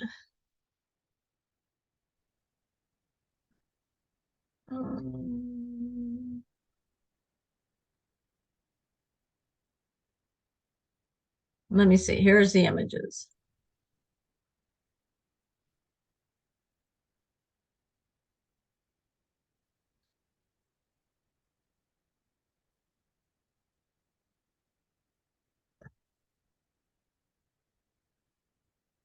All right. You should be seeing the little pillow now, are you? Yes. Perfect. Yes. All Yes. right. So these are mixed in with some kind of zippered pouch.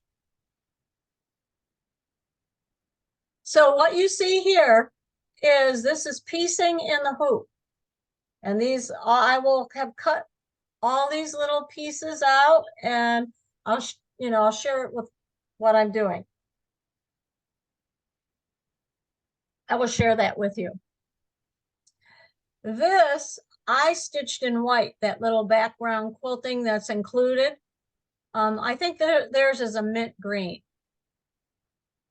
Then the other side of the pillow here, I did this in white.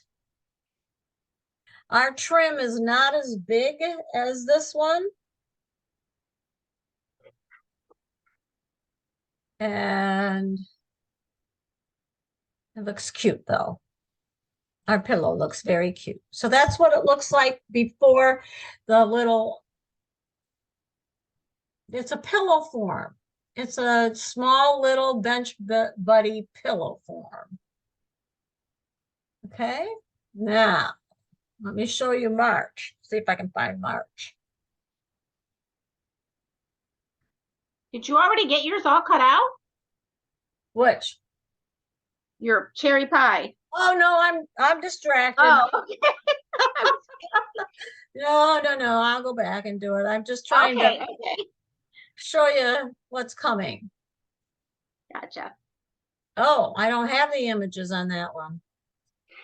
Okay, now, all right, I'll bring out a different point. So at the end of this month, around the 30th, I believe is what they said. I'm going back to cutting. They said that they will send you the designs, and there are two of them. There's the lucky side, and then there's the quilted panel. And they will send you both of those in an email along with the instructions. And that comes from Kimberbell? Yes. Okay.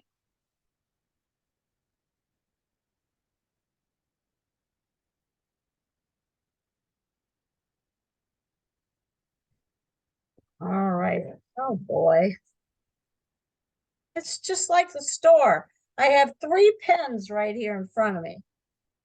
I only need one. The other day I had a whole bunch of pens in my bag for my laptop. I was like, oh my God. So I just, go How ahead. did you say to start the ones that are inside, Adeline? Is that what you're using the pin for? The hearts, the inside hearts. Yes. What I did is I just took a pair of snips, Oh, okay. tried to snip the top layer Okay. and insert the tip of the scissors and snip that. Okay.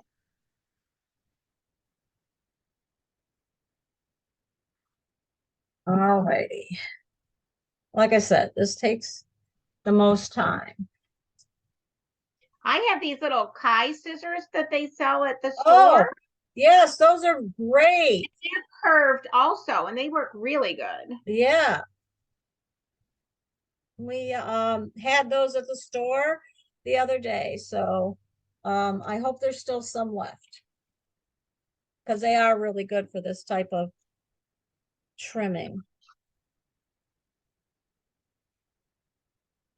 The outside hearts are easy because you're just gonna come in Yeah. from the outside and trim in like this.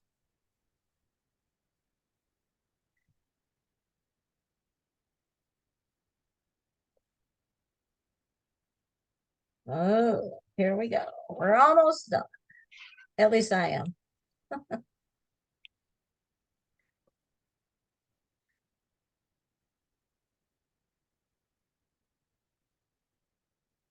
All right, so I had a big piece of fabric. I'm just throwing those away. I don't need to collect scraps. I have such a mess.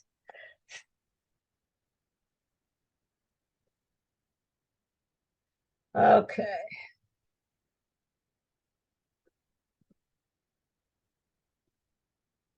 Oh, my head. Sorry.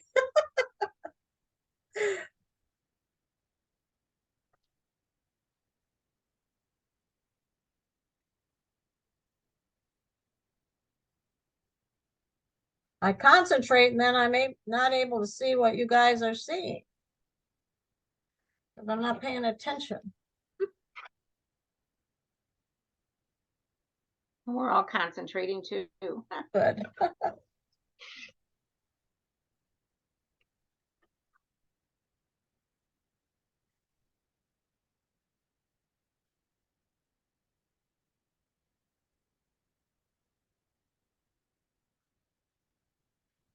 Okay, doke. Let's see.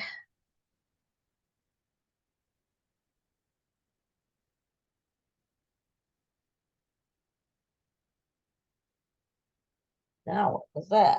Oh, okay.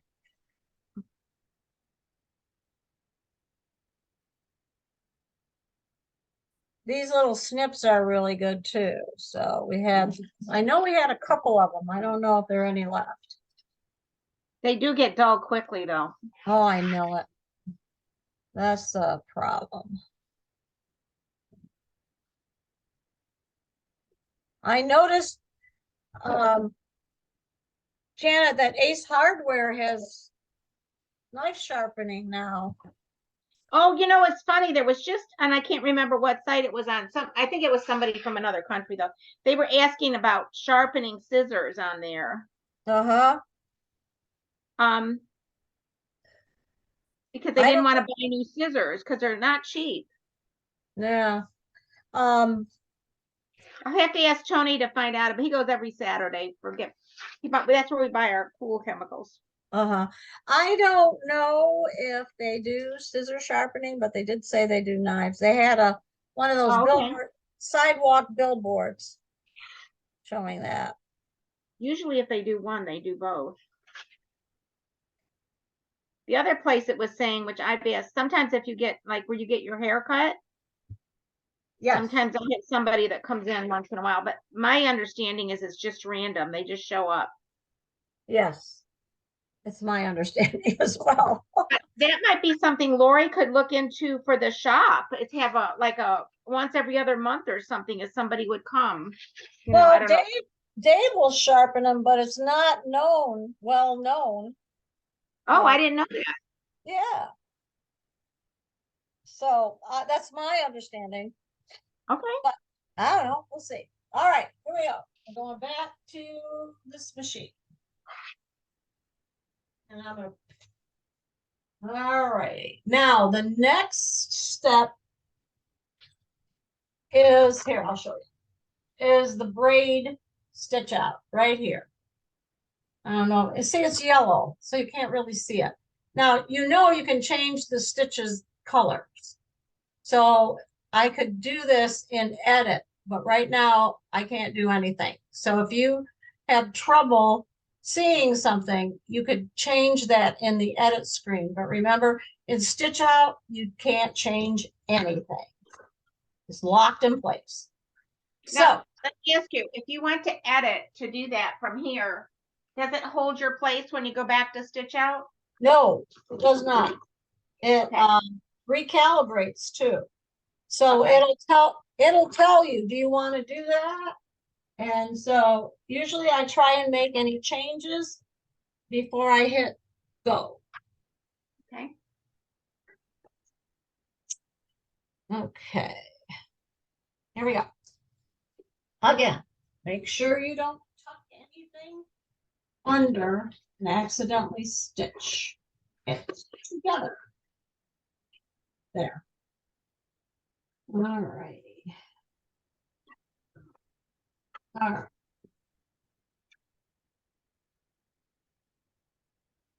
So it's going to go around the outside of this pie.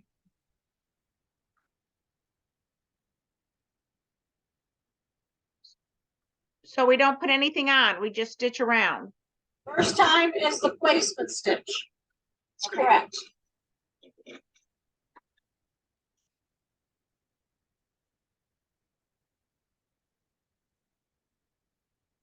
The other thing I'm trying to keep up with too is the floor. My husband bought one of those little dust busters so that I can clean up all the bits and pieces of threads and all that.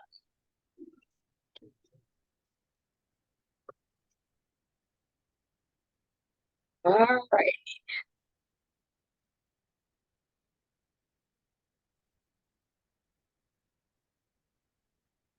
Now this one is going to be the larger one. The 5x6. Yes, the 5x6.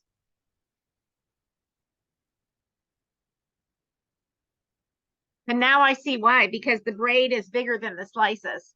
Right. I'm getting mine. I got a wrinkle in mine, so I gotta press this out.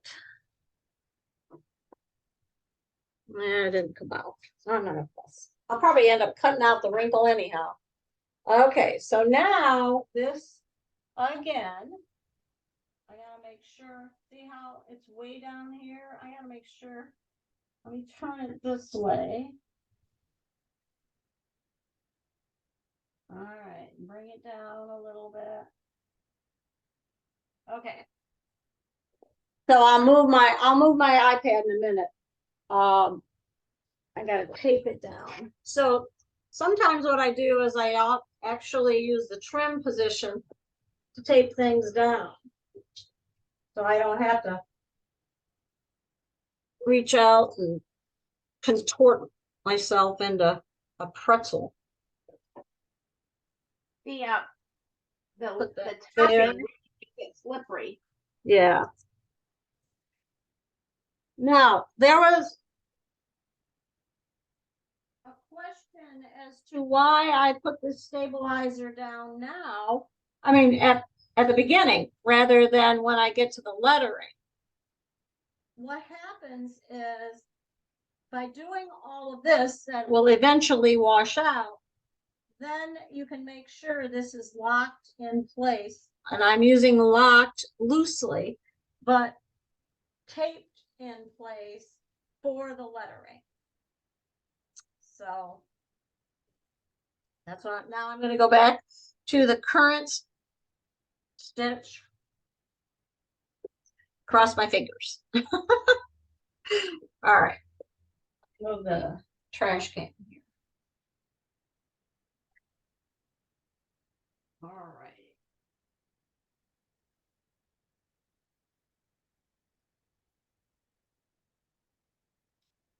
The second part here, the braid is a little bit easier to cut out.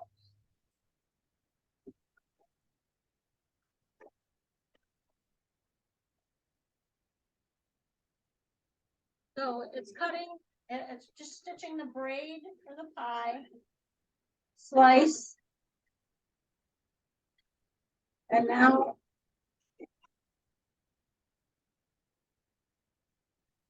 and you might want to move, I'll stop the machine and move the tape down further. Hopefully it won't stitch the tape in place.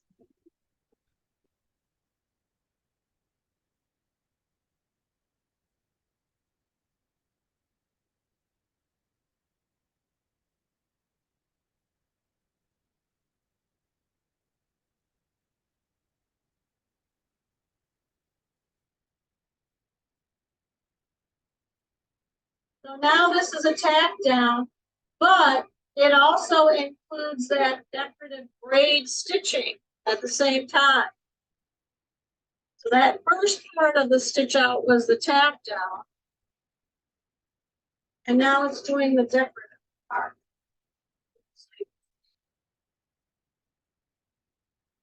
You know what I'm talking about?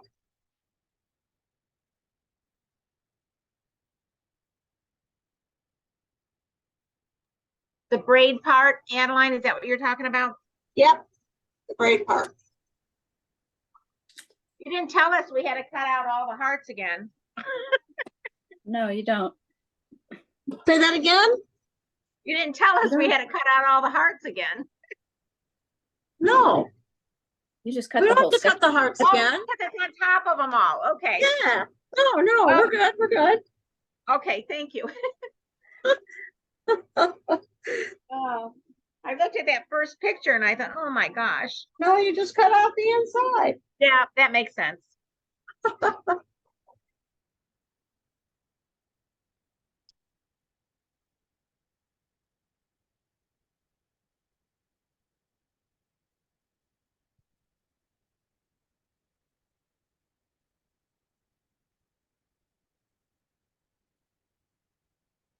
I just love these Zooms, Adeline, Oh, I do too. Oh, it's just, because I always forget at least one thing, if not more, when I come to class. I know it. I know. I just like the fact that if I need to show you something, it's right here. And I can just grab it in a drawer or whatever. And I actually do a better job at teaching on the Zoom because like the other day we had 7 in the class because it was an error, but we fixed it. And there were 7 ladies yapping, and I'm, that's why they like to come. I'm not criticizing for that, but there's Thank you for knowing me so well, and I wasn't even there. it wasn't you, Carmen. But it doesn't But- matter. Sometimes Then Carmen, you would appreciate this too. There were people that jumped ahead because they thought they knew what they were doing and then they made a mistake. Not that that would be you, but that frustrates the newbies when people jump ahead and it puts a lot of pressure on someone who's new to embroidery because they feel like, oh my God, I'm so far behind, I'm never going to catch up, that sort of thing. So this way, it's you against the machine. you're right. You're right on all those points.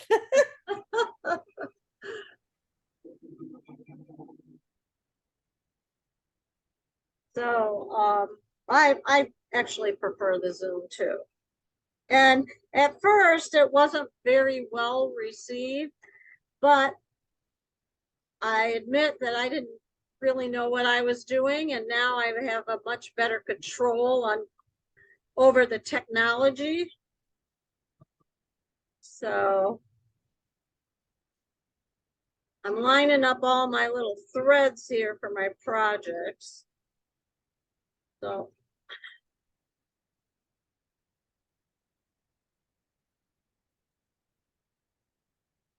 all right. Janet, are you taking the cuties class? The which one? The cuties class. I don't know, but it's not Zoom, is it? No. No. Yeah. Because the two I don't- ladies, yeah, the 2 ladies that wanted it, didn't want Zoom. I don't know if everybody else knows, but I had COVID the day after Christmas.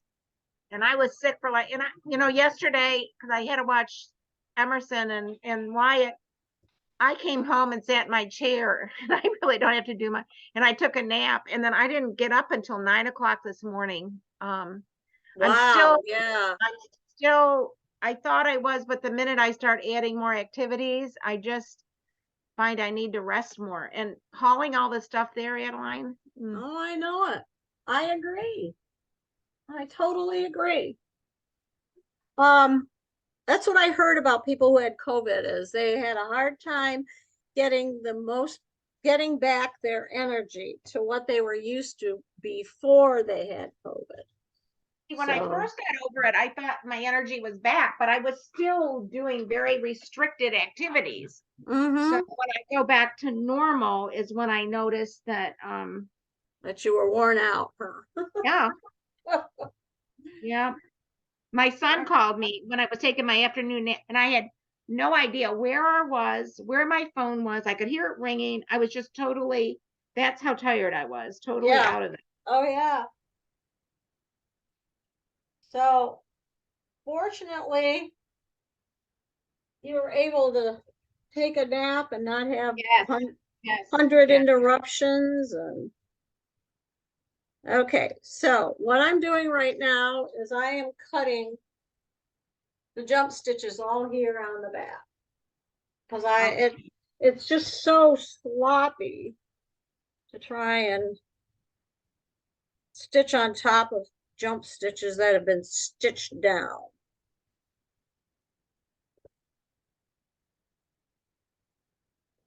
If they could improve on the cutter on this machine would be perfect. But they're still working on it. But sometimes if you cut them after you do a color and take the time to take it off, yes, absolutely. not that I do it, but Yes, exactly.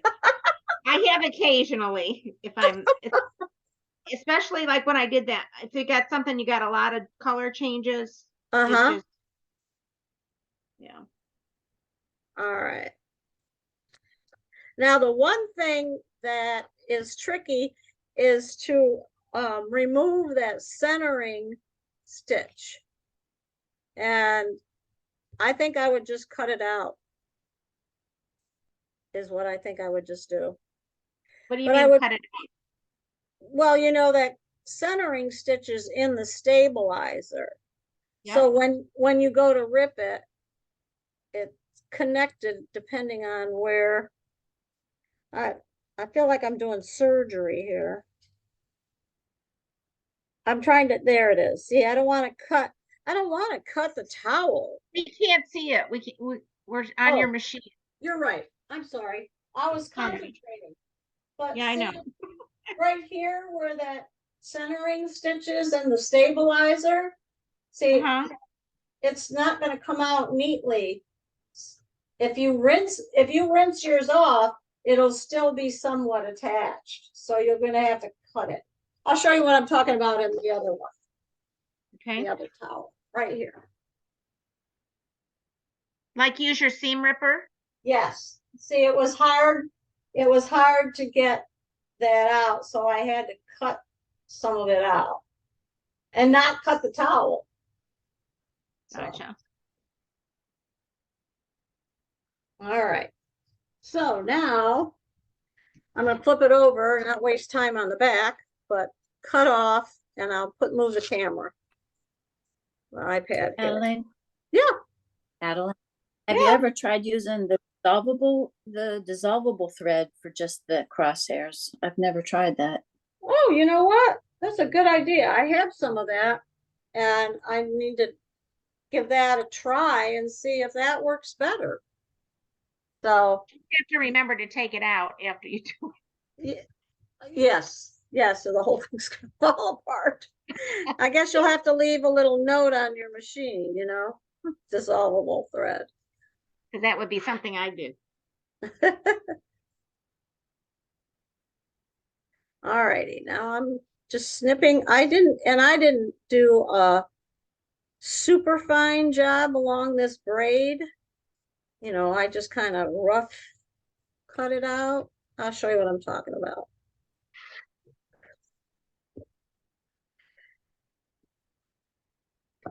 So, let me cut some more.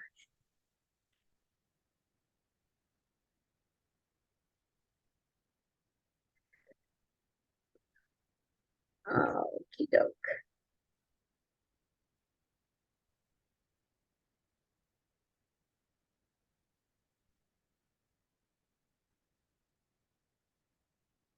Okay, so what I'm doing here is I'm pulling it away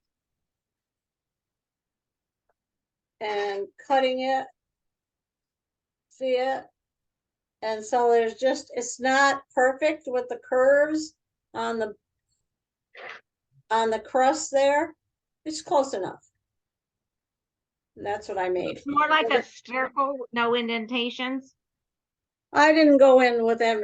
I did not. I just kind of roughly went around it with straight cutting. Here, let me see if I can show you now.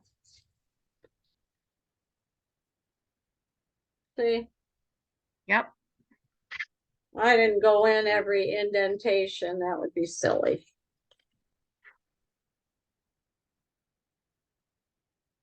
It's a little bit more forgiving with the felt. I'll show you what I'm talking about. But if you don't leave it, you're not going to get any fray look anyways. No, that's right. So it's a little bit more forgiving because it just kind of fluffs out on the felt. And if you look at the picture on page 7, it doesn't look like they spent a lot of time doing that either.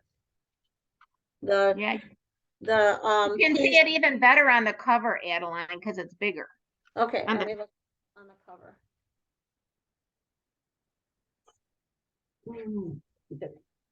Yeah, right. See, it's not perfect.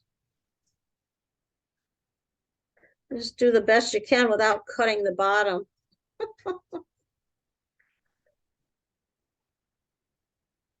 All right, and then when you expose your pie, you feel so good because now you can see the inside of your pie.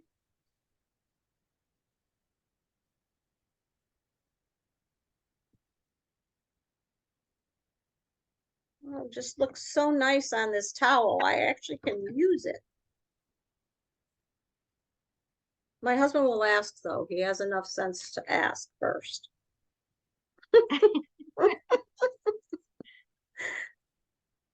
Now, my grandson, he's not there yet. He will be eventually. I give some of these to because she appreciates them. Amy's mother-in-law. Uh-huh.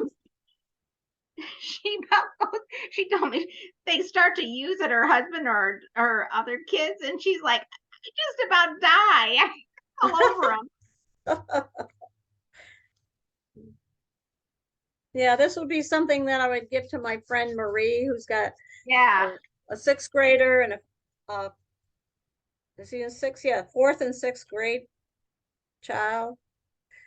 And that I would say, just go ahead and use those. Those are good. Yeah.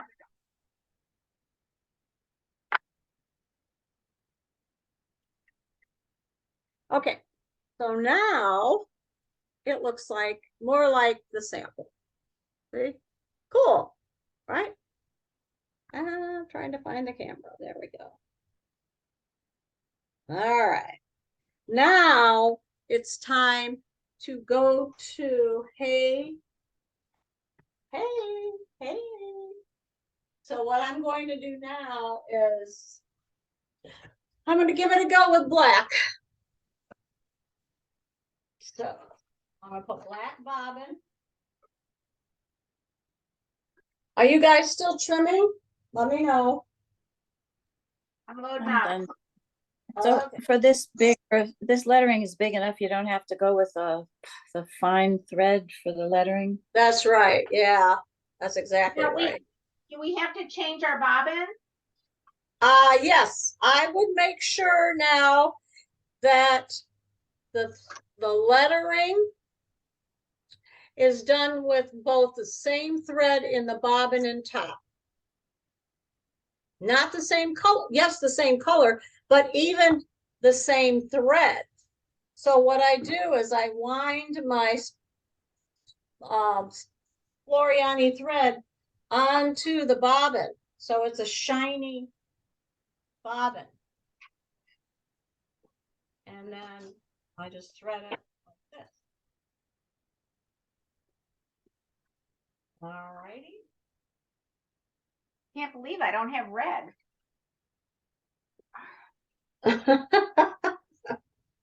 I mean, would- red in my bobbin. Usually I keep a bunch of. I say that same thing multiple times. I bought those extra blue bobbins thinking Yep. that I'd have plenty. I don't.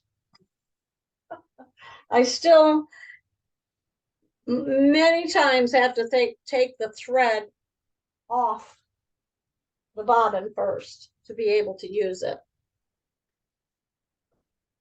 I want to show my husband back in the day before my husband had his chemo, he used to golf and he had these super long tees that look like this. So what I do is I use the super long tees. What I need to do is get some of those bobbin springy things that we sell. And I put the tee through the top. And then I just set them next to me so I can find them right away. That's not a good idea for storage. The best idea for storage would be to get a bobbin case and have one for embroidery and one for sewing. Okay, now I'm cleaning up my space so I have room to work without clutter.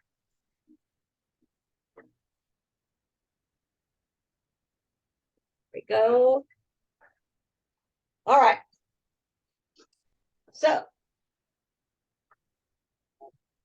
now having this stabilizer already taped down, this water soluble topping already down, definitely saves steps. Because it's taped in place and we're ready to go. So we're doing K here, and then Valentine heart here, and a Valentine heart here.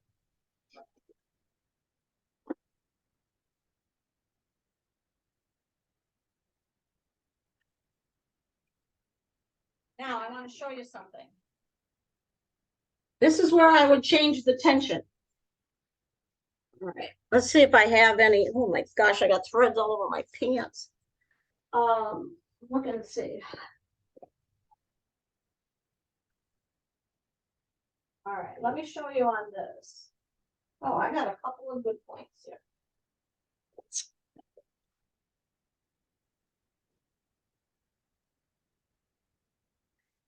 All righty. So when I did the pie,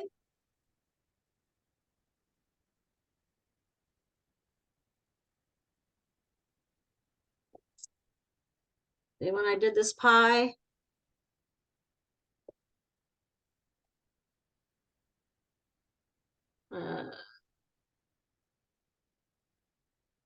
it looks pretty good, but every now and then you'll see like this is a little white thread popping up. That's what we're trying to avoid. The other thing is this is a wall hanging, so it's okay if you see a bunch of white bobbin thread. However,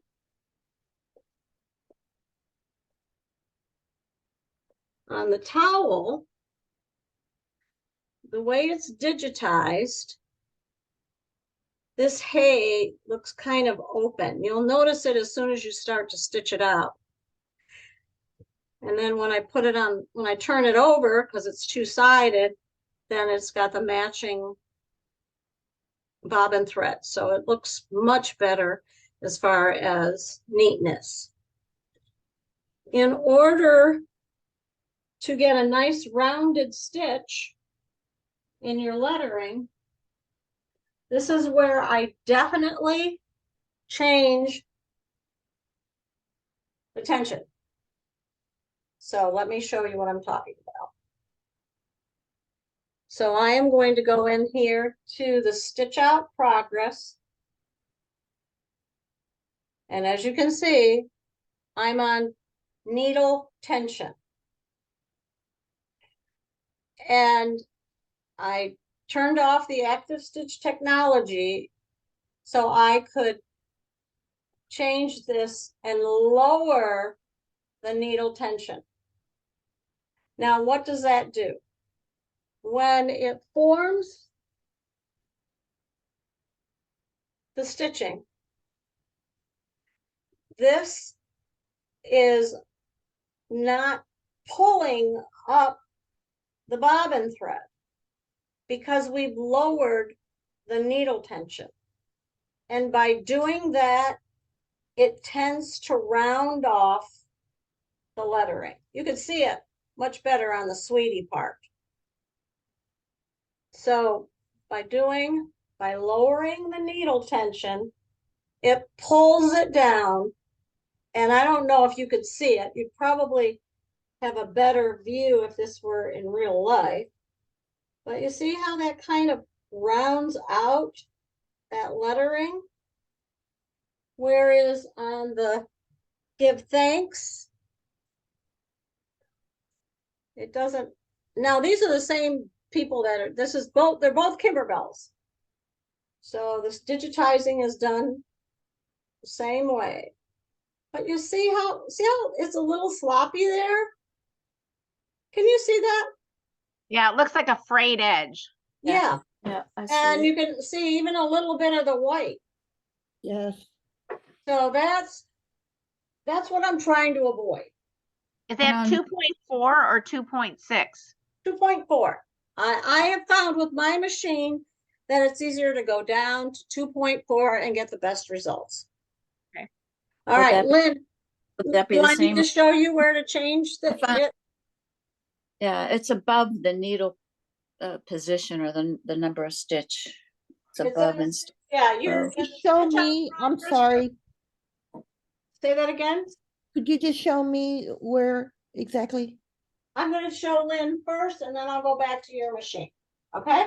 Oh, okay, Can we start stitching out? Yes. Whenever Okay. you're ready. Okay. So see, Lynn, they just reverse these here. So if I were it's above it instead of. yeah, I would tap this down to 4. Okay, all right, got it. I really love both of my machines. That's why I couldn't get rid of the icon. I was too attached. All right, now Carmen. All right, here, I'm going to show you yes, what I'm talking about. So this is what the screen looks like, right? I'm on the word hey.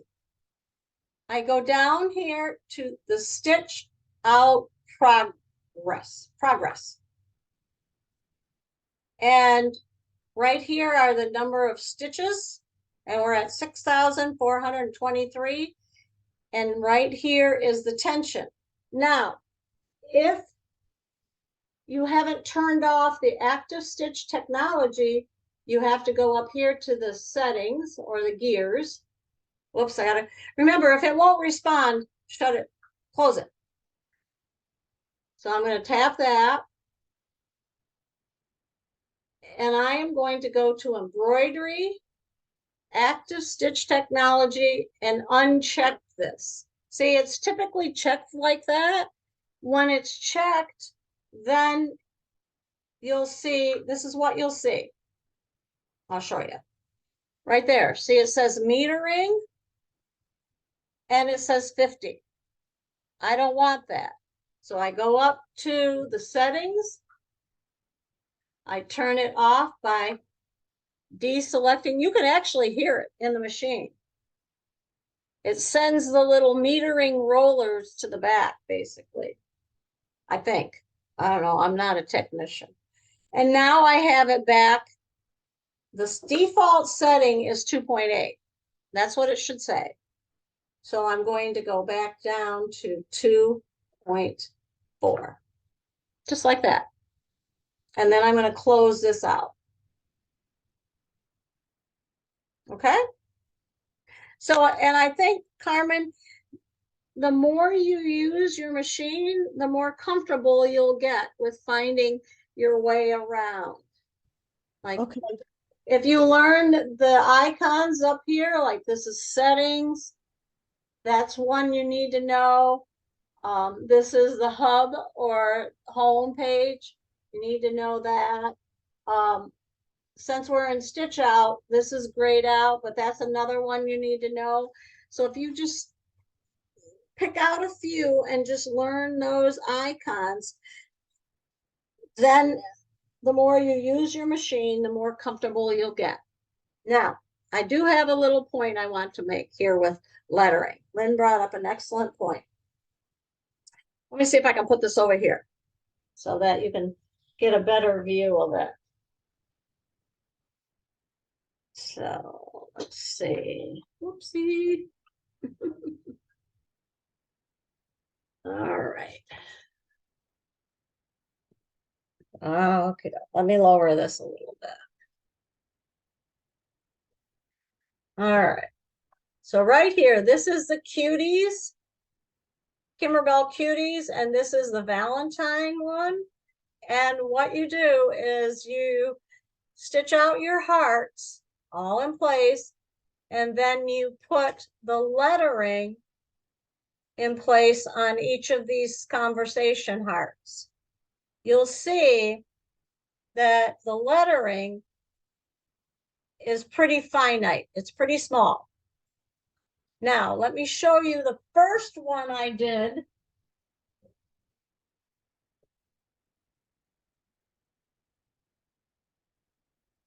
And you can see the difference.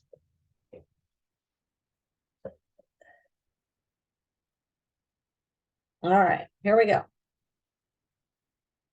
This is using Floriani 40 weight thread. See how sloppy it is? And it's not clear and not really easily seen. So I had this brainiac idea that I was going to switch from Floriani thread to the Orfil 50 weight. It's thinner. And it's okay if it doesn't shine. I was okay with that. I then stitched it out using that thinner thread, and just that little difference. Look at how much neater that is. So they do have a 60 weight, but I don't think we have it in red. So that's why I use the Orifil, because that's what I had. But look at the difference. There's the one, and here's the other. I'll put them So together. that's just a regular cotton, like Yeah. Orifil? But look at how sloppy Yep. this one is. Yeah. And then this, just that little bit of change, how it opened up the lettering. And I did turn it down to 2.4 too. Okay. Selkie Okay. makes a 60 weight poly light for that too. Oh, do you have a 60 weight? That would even be better. Yeah, I have 60 weight poly light. Yeah, Yeah. it's by Sulky That would, yeah, poly. that would definitely be better.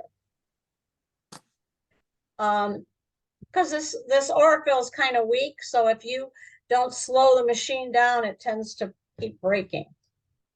All right, let's stitch. Let's see what we got going here. Here we go.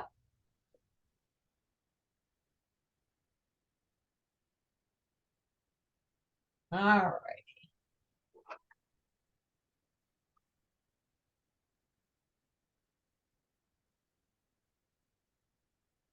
Gotta be careful where I put it because the arm gets in the way. The arm of the machine.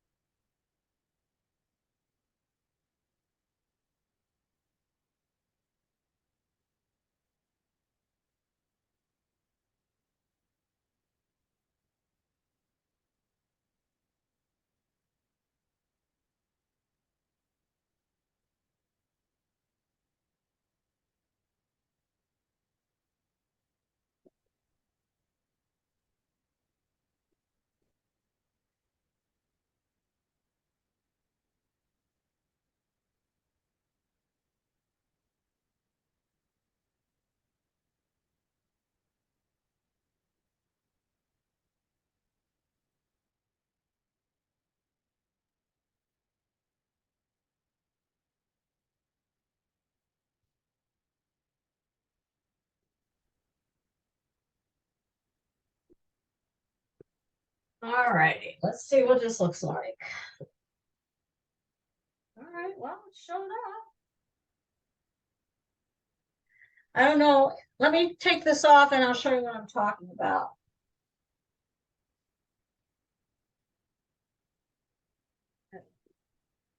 I was checking on my husband to see what he was doing. Watching a recorded hockey game. Wish he had a hobby. All right, let me shut the door because it's gonna get picked up in the sound. All righty. So do you see how this is open a little bit? I don't know if you can see that. May not be as noticeable after I rinse off the other stuff. Okay, so there's hay. Hey.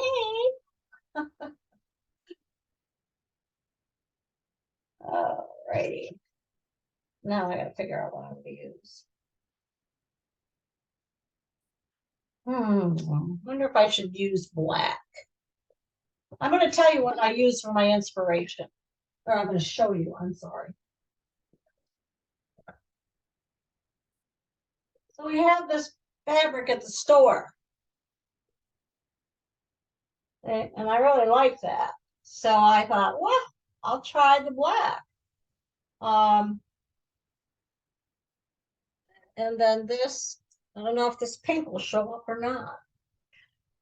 The nice part about it is I can sew over something. So there. Or maybe red. I don't know. The red will show up or just blend in. I'm afraid it's just going to blend in. All right. I got to make up my mind here.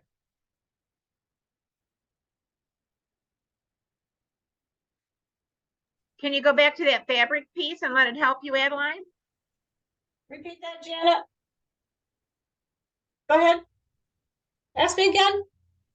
I said, could you go back to that fabric piece to help you pick out something else? This fabric down here. Oh, the fabric that you showed us that you picked the black with. Oh, okay. Here we go. This one. So that's why I was thinking maybe this hot pink would show up. Or if I found a darker red. So let me go get my red drawer.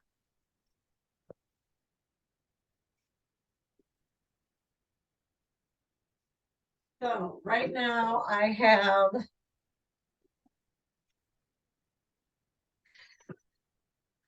a darker red like that.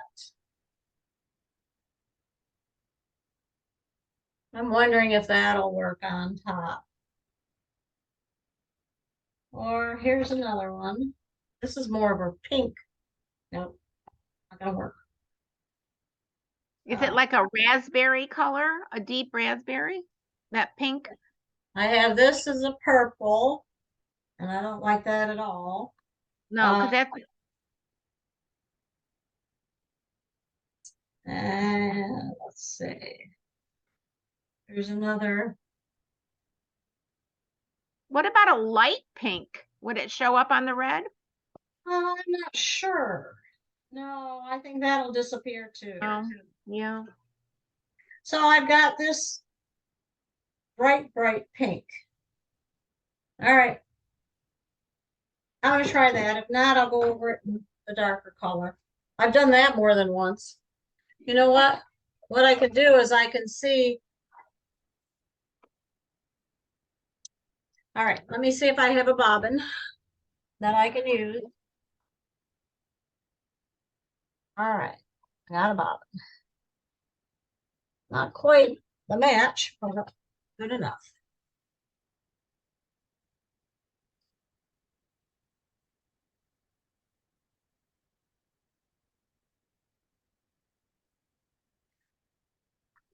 See, this is darker I know you can't tell, but this one's darker here, so I'm gonna go with that.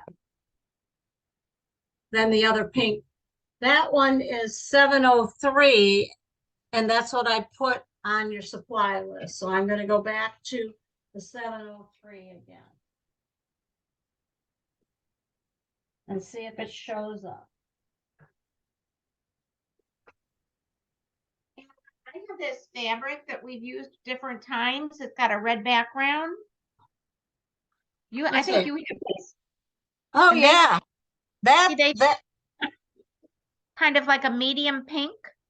yeah, Yeah, fabric. that is actually in the cuties. Here, I'll show you what I'm talking about. That's a great. All right. See right here. And right here. Yeah. So, I'm working on this kit too. So that's what I'm doing this afternoon. So I'm putting this together this afternoon, putting the conversation hearts with that. Cute. Hopefully it'll work out. So, and then this is the border. So that's in the queue for this afternoon. Did you use two different whites on that, No, or the same white? Yeah. same way. Sometimes when I design kits, I make it easy on myself as well as someone who's using the kit. I don't really think it adds anything. It just causes you to have to buy extra fabric. Yes. Yeah. Causes me to stress out too. All right. Okay, here we go.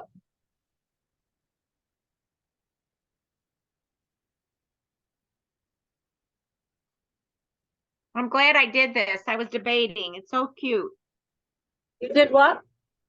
Well, I was debating doing these, but I'm glad I did because they're cute and they're a quick project if you want to give a gift. The machine is making noise. I didn't hear what you made. I said I'm glad I decided to do these. Oh, do these. Okay. Yeah, because they make a nice little quick gift if you want to give somebody something. Yeah, and it's timely or timeless. Yes. Not timely. All right.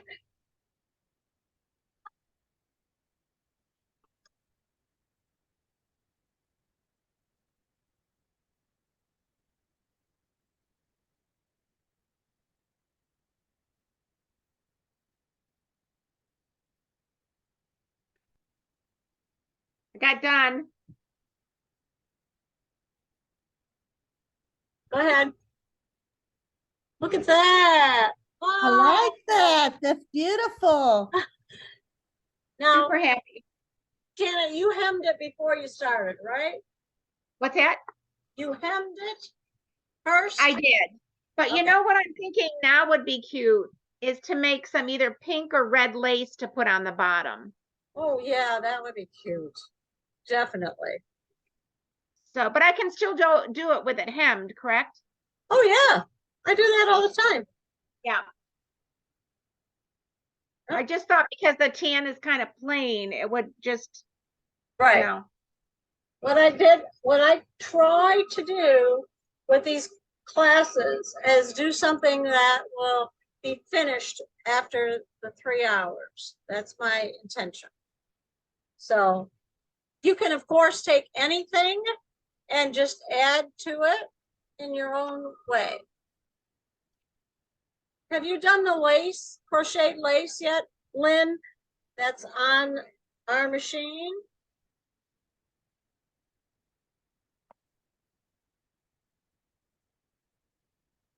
I haven't done it from the machine. I've done the lace, one of the FOF lace patterns on a disc.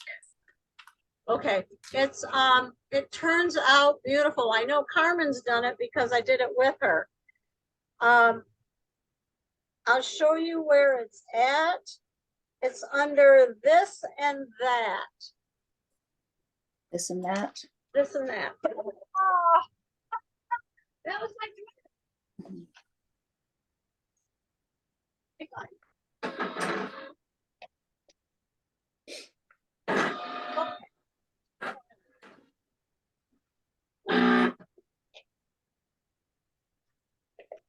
This and that.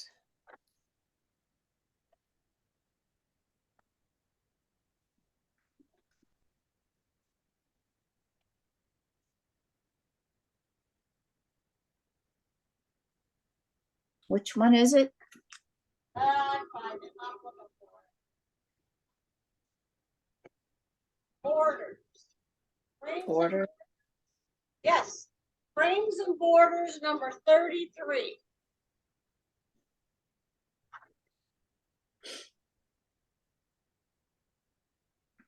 Oh yeah, that's pretty. And what it does, let me see if I have my sample, because you gotta see this, because when you use cotton thread and it just looks like cotton lace. That you find.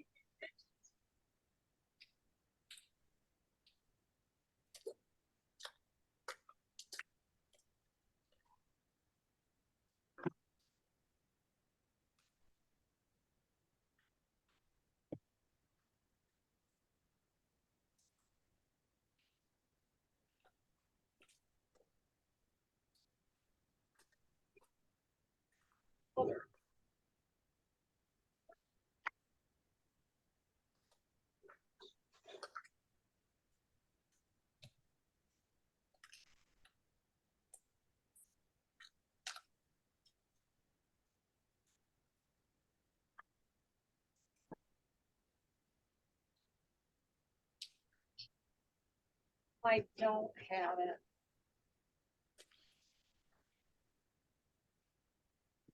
I don't know, Janet, do you have yours handy? What is it? Did you do the towel with the cross stitch design?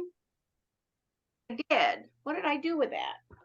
No, that's the one I'm talking about. Let me.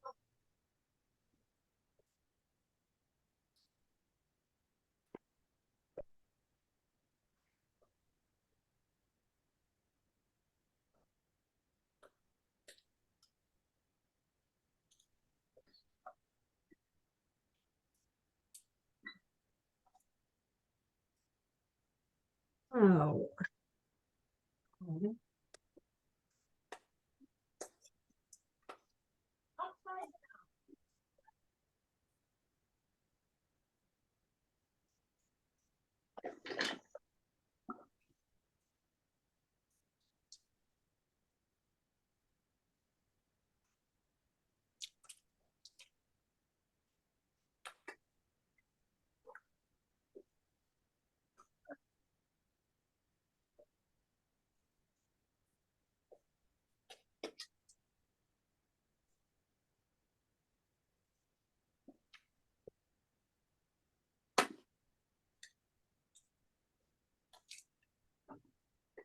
Have it because I gave it to Amy, but I have this one with the lemonade, Adeline. Is if you Let's just want to see. show.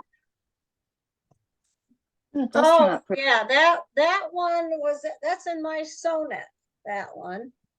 But it's pretty similar. So, Lynn, in the store, there is a display with sulky blendables. At the top Okay. of the display is white, pink, and red. Okay. 30 weight cotton by the spool. And what you do is you put it, I Okay. buy it this size. This is because this is the size that I get it, this large. And Right. you put it in the bobbin and in the needle. And what a difference it makes. You put it on water soluble stabilizer, like the dryer sheet stuff. And Heat you on put it. 2 layers, right? 2 And put layers. 2 layers. 2 Two layers. layers. Okay, And then, we did it 4 times for the width of a towel. We repeated it 4 times. And then I rinsed it off. I'm trying to remember how I did this. Then I rinsed it off and we blocked it. Do you know what I mean by blocking? It's kind of sizing, fitting it to size, okay, yeah. like you do with knitting things. And then let it dry overnight. I left a little bit of the stabilizer in it, but when I pressed it, let me see if I can find. Did you just overlap the edges when you were sewing it to? No, it's an endless design. Do you know how to do the endless designs? I think so. It's been a while. All right. I can walk you through that if you want to give it a go. It's not that hard. Okay, It's not hard. The only thing, Adeline, some of the laces you might need to measure because some are different lengths, right? Yeah, that's what I was saying. I think we did 4 repeats of this one in the machine. Carmen, oh no, doesn't have her camera on. I know Carmen has it. Yeah, I still haven't figured out how to get my camera on, because I literally have the little camera icon or whatever it is, and it says start video, and I press on it and I still don't come up. FaceTime HD camera built in, so it's on there. I just don't know the reasoning behind it. Did you, when you logged in, it asks you, I think if you want to do audio and video, maybe. Did you check it then? I think she has to identify the camera with Zoom is what I think she has to do. That's my guess.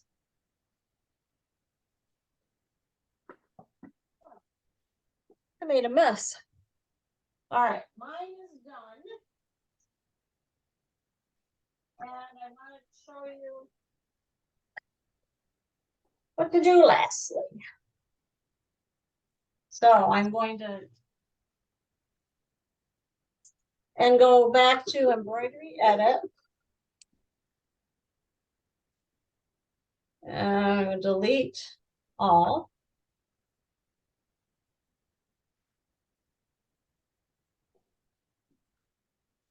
And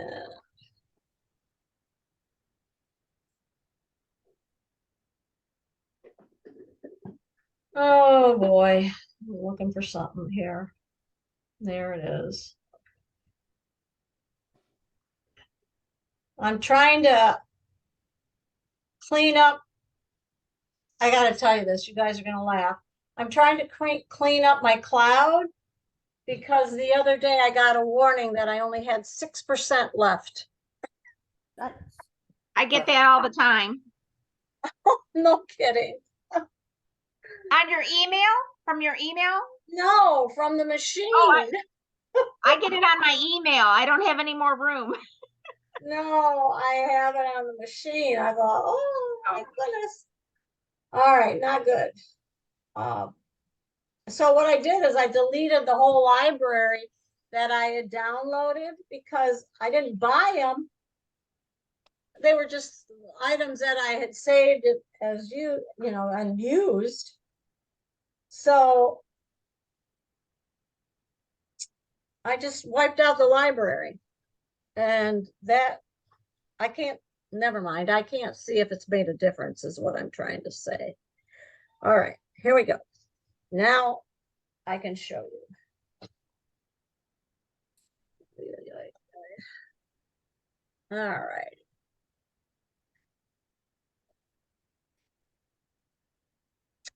All right, so now it's time to remove the tape. And then I'm just going to pull this away. Like so.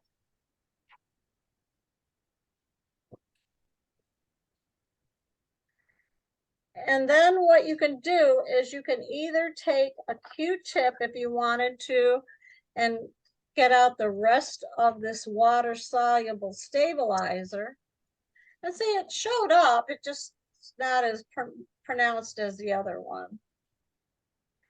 And, or you can take a wet paper towel, rinse the towel and then squeeze it dry and then just put it right on top like so, and then run your little iron over it. Paper towels here, the damp paper towels on the lettering right here, and then just iron it. And what it does is it picks up, the paper towel picks up those little pieces. Okay. Or you can rinse it in your sink and see if that helps. You can also just pick at it if you want. Sometimes I don't want to be that patient. You know, one thing that I found is I went to Walmart and got a cheap pair of the kind of blunt point tweezers, and it works great for doing that, Adeline. It doesn't, Oh, they don't catch your fabric, because they're not real pointy. uh-huh.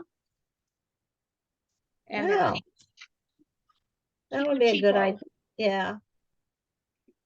Because with the terry cloth, you have to kind of watch it so you don't end up cutting the terry cloth part. But that's why I used this towel because it was a good example. Right here, I can't get it loosened there. Okay. All right, now then we're gonna take it out of the hoop.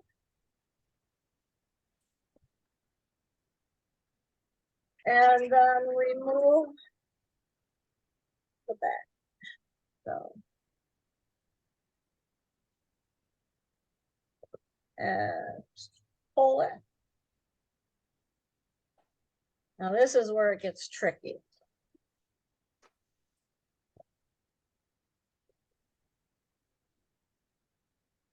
Now that if you used the stabilizer that's on the roll at the sewing store, you can just wash that out.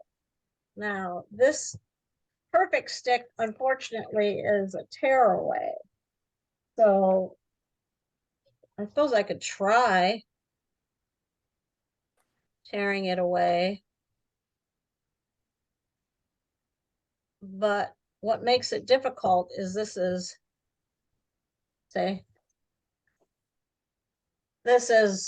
the towel right underneath it. So I'm going to try and soak it. I would definitely recommend that other water soluble stabilizer because you can just rinse this off.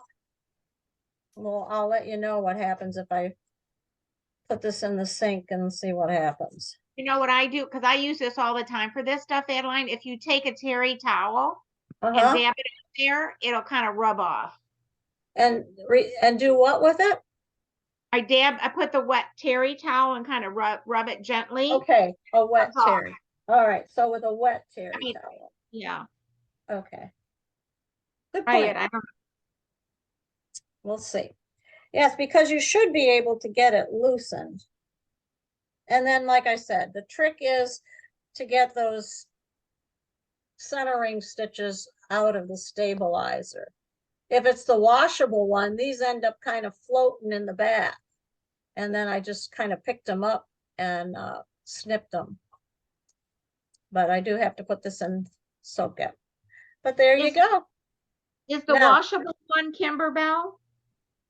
No, it's a no-name brand that Lori. Okay. Yeah. And there you go. And, that sweetie shows up, not as dark as, of course, the black one, but it works. And then if you have a towel like Carmen, you're going to have to turn up, and you've done that before. You did it on the first towel that you did, and you turn it up like this, and then turn it again, and then stitch close to the edge. Same thing with yours, Lynn. Is yours finished on the sides? Mine's finished all the way around, yeah. All the way around. Okay. All right. Because the towels by the roll are typically finished on the sides. right, yeah, these were already pre-done. Cool. That makes it, now you're done. Now, yeah, Yep. So do any of you have any questions? nope, you always learn something. When are you gonna have this up to be reviewed again? Repeat that again, Carmen? When is it gonna be online so I can, because I've learned a lot and now I have to take it in steps. For Before me. dinner. Before dinner Oh, tonight, okay. it'll be in your email. Okay. Okay? Just because I've learned a lot and it's incredible and you make it look so easy.